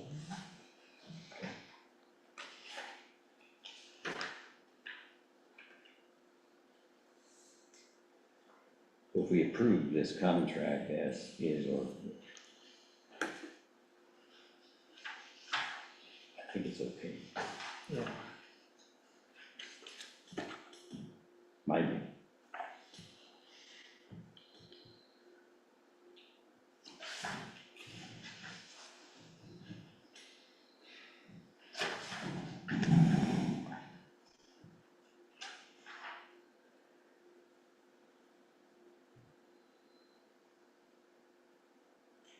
Well, I'd like to get moving, so I will move that we accept this contract.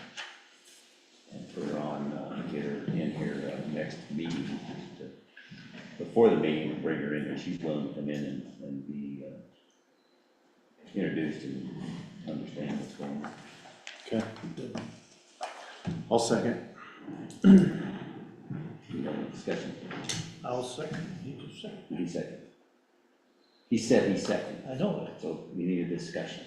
Don't have a discussion, I already asked the questions I need to ask. We're good. Any other discussion? Yeah. Jim McMahon, so this is a new attorney for the county, for just an interim? So, Yes, we discussed that, we had a meeting sometime where you wanted to act. oh, okay, so Dan is, We told him that we were gonna move on, and he was staying on until we found him in there. oh, yeah, it was kind of surprising. Okay. Correct. It's been in the works. All right, We're good. given that, all in favor? Well, I have. I didn't see your hand, go ahead. I have a number of comments, and I apologize to the board if my comments are somewhat strident. I remain unclear why there's a need for a change. At the last meeting, Commissioner Epp said we would have an executive session to discuss that further, so I'm not clear as to why we didn't have an executive session. The decision to change attorneys was made by a prior board, not binding on this board. And to be further clear, 3 weeks ago, this board appointed me as the county attorney. The only issue raised last year when there was an issue regarding a conflict of interest with the Department of Human Services, and that's been resolved by the appointment of a separate attorney for the Department of Human Services. There were no other issues were raised at that time other than Commissioner Kanda making some comment about my work for Silver Cliff being a conflict of interest, but that has existed since the beginning of my work for the county and has never hampered my work for this county. The only other complaint that I have heard that's been raised was raised by the Republican Central Committee for Custer County, and that was that I have the wrong letter in my voter registration, and that the Board of County Commissioners should be able to find a good Republican to do the job instead. My politics has never entered into my advice to this board. It's never entered into my advice for this county, even when this board ventured into highly partisan matters. I have the experience to do this job, and I think my work is satisfactory. I think it's important to understand the qualifications for this position and the breadth of this position. It's a constitutional office of the county, the only one that's not elected. Obviously, someone must know about government organization, the Open Records Act, the Open Meetings Act. They have to know a lot about real estate law. They have to know a lot about contract law, especially public contracting. They have to know a lot about employment law, litigation, land use law, financing, budget, TABOR, appraisal issues, intergovernmental agreements and negotiation, construction law, and there's so many more issues that I couldn't even imagine when I started. We were dealing with the Federal Communications Commission on a citation we received. I think a couple of weeks after becoming county attorney, I got a question from Kelly about marriage issues and marriage by proxy. But the problem is, the thing is, I've done all that for a quarter of a century, and I'm relatively local. I'm from Canyon City and probably handle more civil cases in Custer County than any other attorney. And I have some concerns about the qualifications of the person you're appointing as the interim county attorney from Denver. And I know that there's Commissioner Candace said something about how her family is relocating somehow a little bit kind of to Custer County. She's only been practicing 10 years, and her area of practice has nothing to do with governmental law. It's civil rights law, criminal defense, DUIs, and personal injuries. I just listed off a number of areas of law, and the only areas that she has experience in, according to what I can tell, is employment law and litigation. And her contract excludes most litigation from her work for the county. There's no indication of any experience with Custer County other than the fact that she sued Custer County once. And furthermore, the contract that you're approving excludes litigation from what she's doing for the county. It seems to assume that the only litigation the county has is when the county gets sued and refers things to its insurance carrier, which shows, I think, a misunderstanding of what the county attorney does. We currently are in 7 different lawsuits involving planning and zoning issues. That's not covered by your fee agreement. I don't know who you think is going to do that work, but it's excluded specifically from the fee agreement. We have a pending lawsuit against the current district attorney, or the previous district attorney, which I'm not heavily involved in, but I have some involvement in, and my name's on that lawsuit. I don't know who you think is going to do that, but it's not her, because she's excluded that from her contract. Where is she excluded? She's indicated in paragraph, let me pull that up. She's excluded. Yes, she did. She did. You read it last time. You read it last 2 weeks. Limit on subsection 2E, limitations on litigation services. She is going to only engage in or participate in pre-litigation matters before a suit is filed and served, including addressing, discussing, and advising client on matters that may give rise to litigation, reviewing and discussing demand letters, engaging in or participating in notifying the insurance carrier and evaluating the claims, and in the event insurance coverage may not be applicable or needed, discussing and advising the client on the same. She doesn't, so what's not included, if it's not specifically included in there as something she does, it's specifically excluded. And so the DA lawsuit would be excluded. The planning and zoning lawsuits are excluded by definition from what she says she will do for $100 an hour. Now, I'm very happy to see that the board was able to get a concession from her on the price, because what she was charging in the original contract was, I want to say it was something like 40 or 50% more than what I had charged the county. So that's good to see that, and it's in fact less than what I charged the county, quite frankly, in terms of what the comparison in terms of experience, there's none there. And like I said, I apologize for my, I guess, somewhat angry tone, if that's what you wanted to it. But I think one of the things that I've seen over the past couple of years is that finding professionals who are experienced and willing to work for less than what they would normally make, and I charge the county less than half of what I charge someone who walks in my door. It's proven to be very difficult for this county, and I would think that an attorney would be no different.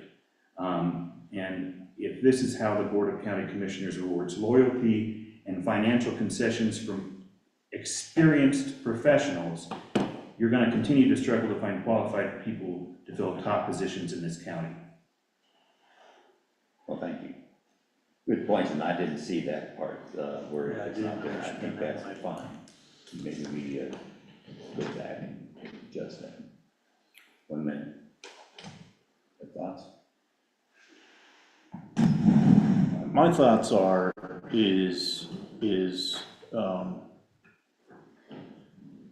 we voted last year. We've drugged this out. We didn't RFP it. If we decided that, hey, we'd like to look at maybe something else that's out there.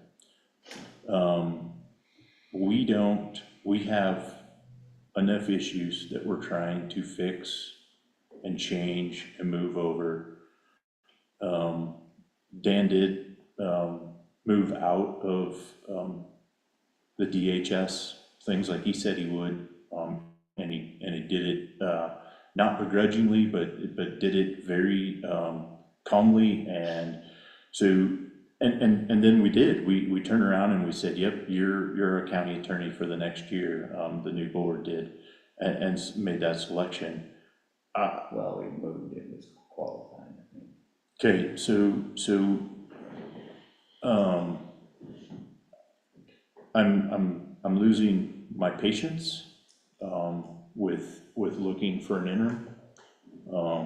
Dan has made some very good points, and I've always kind of liked it that he's had a D next to his name, because it keeps me from making decisions for all citizens, no matter what letter is designated beside their name, from making too partisan of a decision, because 99% of our decisions, I believe, that we make here are about the work. They're not about partisan decisions. And so who cares what is beside? Do we have somebody that gives us caution to think, hey, gentlemen, think about what you are doing here, or it keeps us in line with where we should be going, what we should be doing.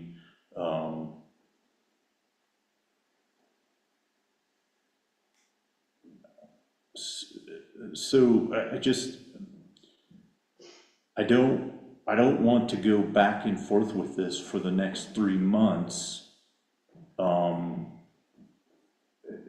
and struggle through changing our attorneys, when he's made a change when we thought there was a conflict of interest, and removed all that there. What I may perceive as still a conflict of interest, I think that we can probably come to an agreement on, or come to a consideration, but it's only my perceived, it's not, but I don't want to go backwards at all in the direction that we're moving and getting things repaired, fixed, brought up, improved in the finance and HR world, especially, and soon IT. So I don't know, I'm losing my patience, Okay, so to speak. okay, good points. I'll say a couple things too. I'm the guy that brought Dan in here because I was impressed with him, and I didn't care whether it was a D or not. I didn't even know it, didn't matter, because I never have ever applied that to any person I've ever met or deal with. Doesn't matter, so I object to that, Dan. I'm really proud of how you came in here and hit it, and you did a good job, you really did. However, you made a mistake that it would have been, that any corporation or government agency would have at least moved that person out of the organization, period. That's the fact. And so that cost us some money too, because you weren't here to handle certain things at the time, when we needed you, because of the conflict. I'm not gonna get into it, it's not anybody's business, right? It's just part of our job to deal with the things that happen. And you're right, lawyers are expensive, no matter who you are, where you are. I mean, it's amazing, and I was happy that Dan came in for what he did as well. But Dan had the ability to do that because of Silver Cliff and because of the human services job, and so that fit naturally, and that's hard to find anybody. If we went out to look for another attorney, you are 100% right, it's hard to find anybody that can do that. We are lucky that we found this person that was, and it's real, their family is here, they live in the county. And so this person, she does have a practice in Denver, but she does a lot of things as you do and everybody else does by getting on the computer once in a while. And so that's, and she has been very flexible in wanting to be able to adjust to whatever we do. So I agree with you. We gotta quit dragging things on. We were pretty adamant about it, and we did appoint Dan because, as the interim until we found somebody if we could. And that's so far, and we did interview this person, and I think we were impressed with her.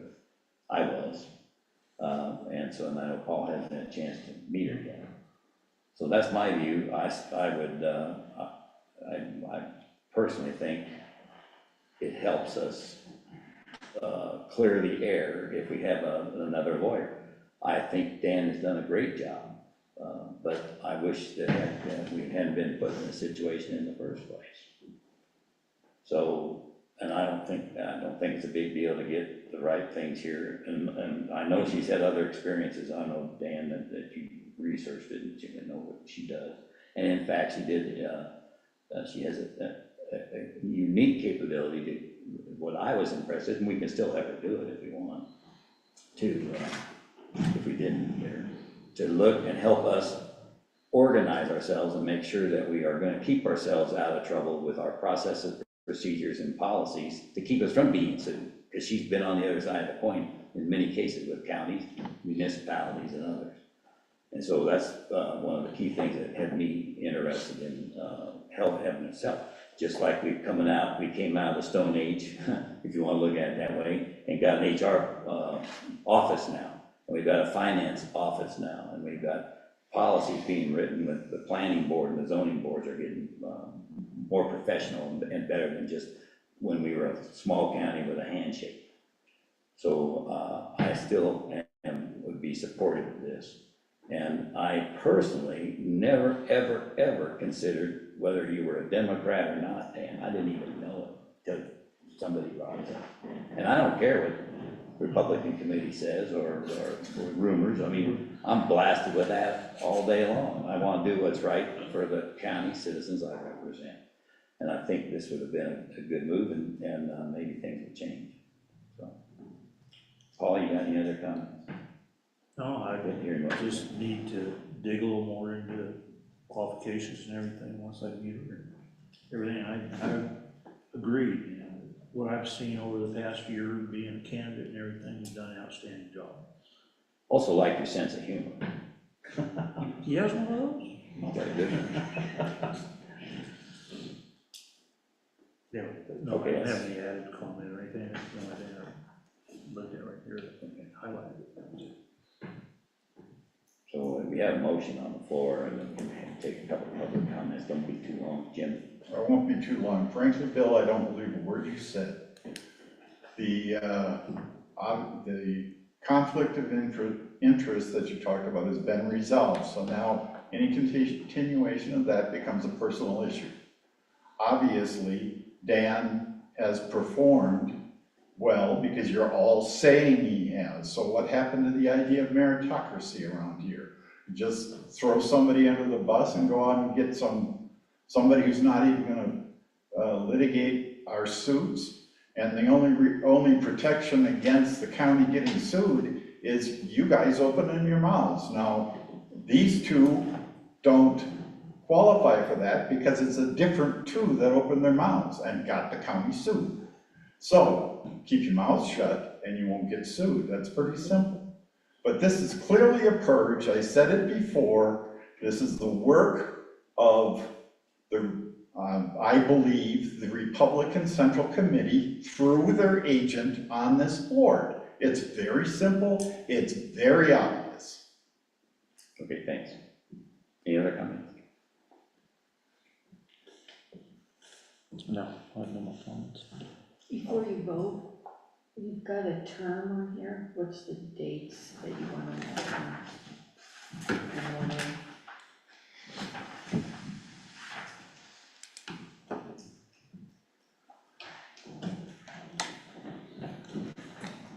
Year? Let's. Do you have a proposed date on I don't know. that? One, two? Commencing Term needs to be February 13th. February what? 13th. 13th. Day before. You've indicated that you intend for her to take the office immediately.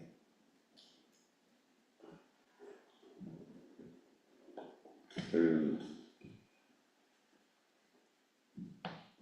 until we find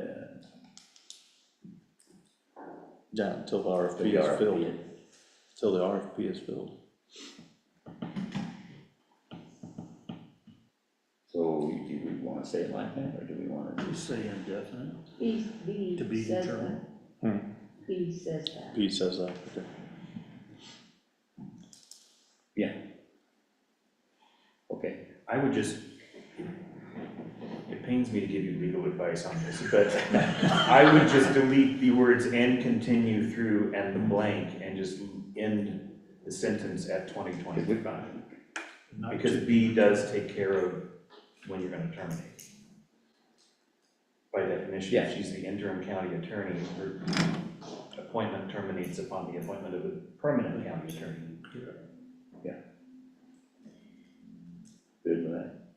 Yeah, that's fine. You bet. You got another comment?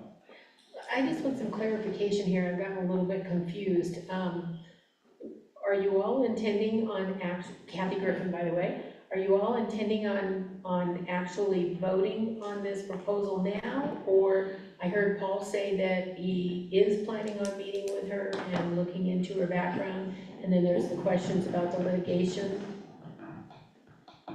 So I'm not sure what's going on here. We will, this is a contract, this isn't a personnel hire.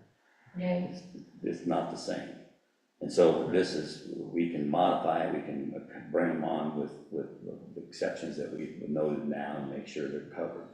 so before It'd be a- Mr. Yeah, we're gonna- Vogelsong meets It's like a with her? proposal, you know? Well, he's You can gonna be also here just turn like it down. everybody else is.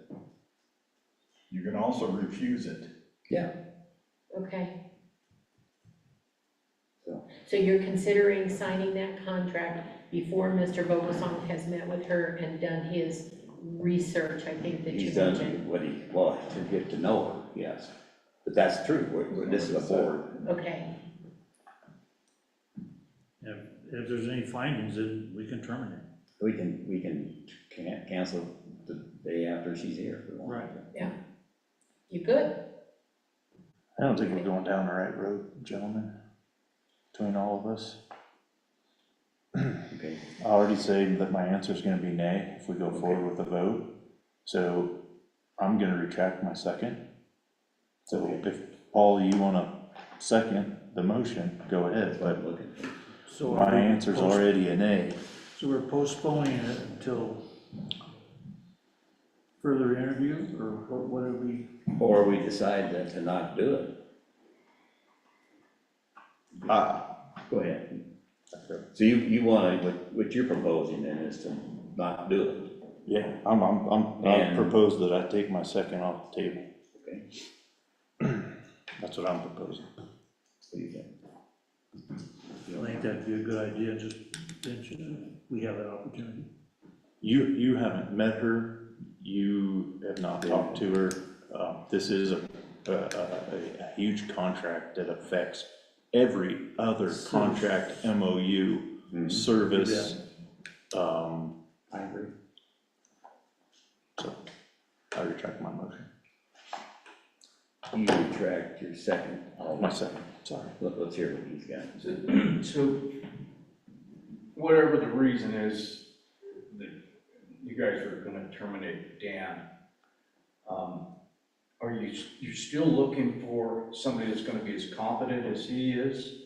But in the interim, you would use another attorney to get by? That was the intent when it first happened, and then we couldn't discuss it, it was Well, for a you lot of still different can't, reasons. you still can't discuss whatever it is, and that's fine. How long does it take for another attorney to kind of plug into where the other one went out? That's what his point was, it's Too hard to do. And there's hard to find somebody with that qualification that he has. So that you're gonna have a big curve there. that's a pretty big leverage that the attorney has on the county. I mean, that's pretty significant. Correct. I would be looking at that as well. So maybe we can definitely do our due diligence. We can always do that, and, All right, thanks. okay, What do we need? If there's no motion on the floor, There's no motion. It dies. then It's not- it dies. So We're what in we can discussion. do is you can do it again if we need to, Yes. Resurface it, you bet, and continue. if needed. So, all right, You okay with that? I'm good. Okay. We all made our statement. Thank you, Dan. All right, we're at the end of the meeting now, and so for a couple of quick public comments, I've got to bolt out of here, real quick, so make it quick. Jim McMahon, I just wanted to get some stuff on the agenda. This go around, pretty heavy agenda. Not coming in here to beat anybody up. I'm just trying to. You want something to be considered later, we've always had that option at the end. Exactly. So that's kind of what we're talking about. We would like to look into the Justice Center, the paperwork that was generated from that is one of the things we're looking at. Okay, let me And I ask think you you're, this. and you don't have to, Just a minute, in order to understand what you want, we've already got open records requests, and we're fulfilling everything that you wanted, or that the people want. it's a complete file from start to finish is That's what we what were we're looking doing. for, That's what you okay? asked. And then we were looking at maybe developing some precincts. That's the concern of a lot of people. They're saying we'd like to have more precincts. And that's in the hands, I believe, of the commissioners. That is a party issue. It's not a party issue, it's a bipartisan Political party issue. determination. No, No, it's not. It's a determination by the corporate board, It- in consultation with the Board of County Commissioners. That's right, and the commissioners are the ones that implement, that approve it. Kelly's the one that would implement. She's got the job. No, let me talk. So it doesn't, it's with both, it takes both. In other words, the clerk does not decide, okay, we need more precincts. The commissioners are the ones that care to do that by the law. The clerk implements that. That's the way I interpret it. Anyway, doesn't matter. That's something that we get into. So anyways, that's a concern of the citizens of Custer County. Not all of them. Okay, Jim, you're right, that's fine. There was a discussion in the Board of Health about septic systems. Somebody brought to my attention that they were maybe, the idea of homeowners wouldn't be able to pull their septic permits anymore. Just throwing that out there real quick. Finding a new auditor. It sounds like Sam DiNardo's been here for, I don't know, 10 years, 20 years, not sure. But the standard thing is to rotate them out for transparency and uprightness, and it's not a law, I guess.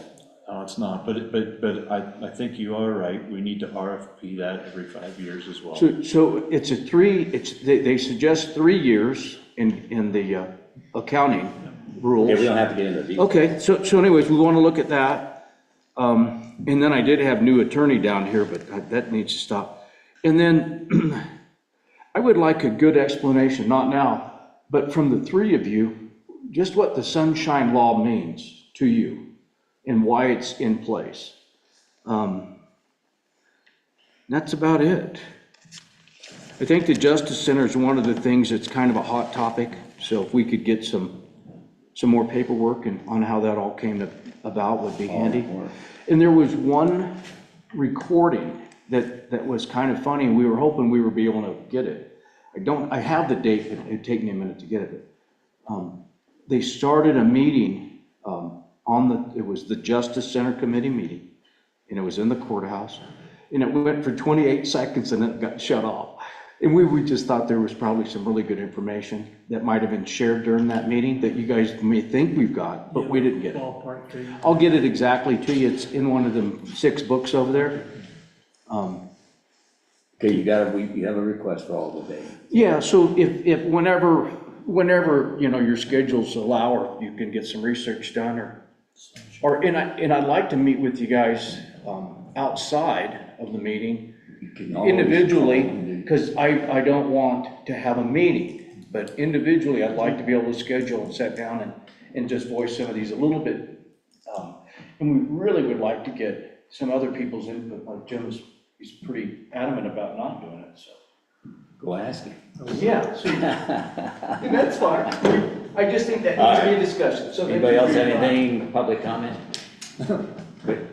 Kathy? Kathy Griffin, Commissioner Kanda, I would like to invite you, when you made a comment at the opening of the meeting today about us wanting the citizens to be able to contact you and whatnot, I just want to invite you that rather than using the word whine, which kind of has a negative connotation, and which I understand You don't have to. probably has happened a lot in the past, Yeah, sure. to use, you know, a little bit more neutral word.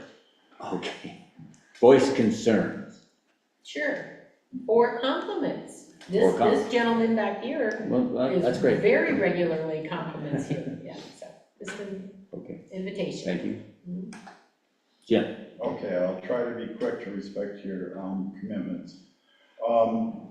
Some comments in this meeting came up which confirm my concerns as they affect the county with respect to what's going on in Washington with respect to federal funding. For instance, Lucas was talking about what to do with public health if the funds don't come. The Kids Council is dependent upon either direct federal aid or indirect federal aid. The county's dependent upon about $800,000 of federal aid that I know of, and who knows how much indirect federal aid. And as Bill so eloquently mentioned, the Congress has the power of the purse. So why is it, or not why is it? I guess what I'm doing is making a request, maybe this should be on an agenda item, that this board, as a unified board, looking out for the financial health of this county, whine, if you will, to our representatives as a collective that the current process being taken up by the Teenage Mutant Ninja hackers needs to stop, and appropriated funds appropriated by Congress need to be left alone. Next time I'll talk about our own personal financial data, but I'm done, so Bill can. That we need to go. Okay, good points. Anybody else? Okay, therefore I adjourn this meeting at whatever time it is now. 11:48. I missed mine. You lost your quarter. Lost my quarter.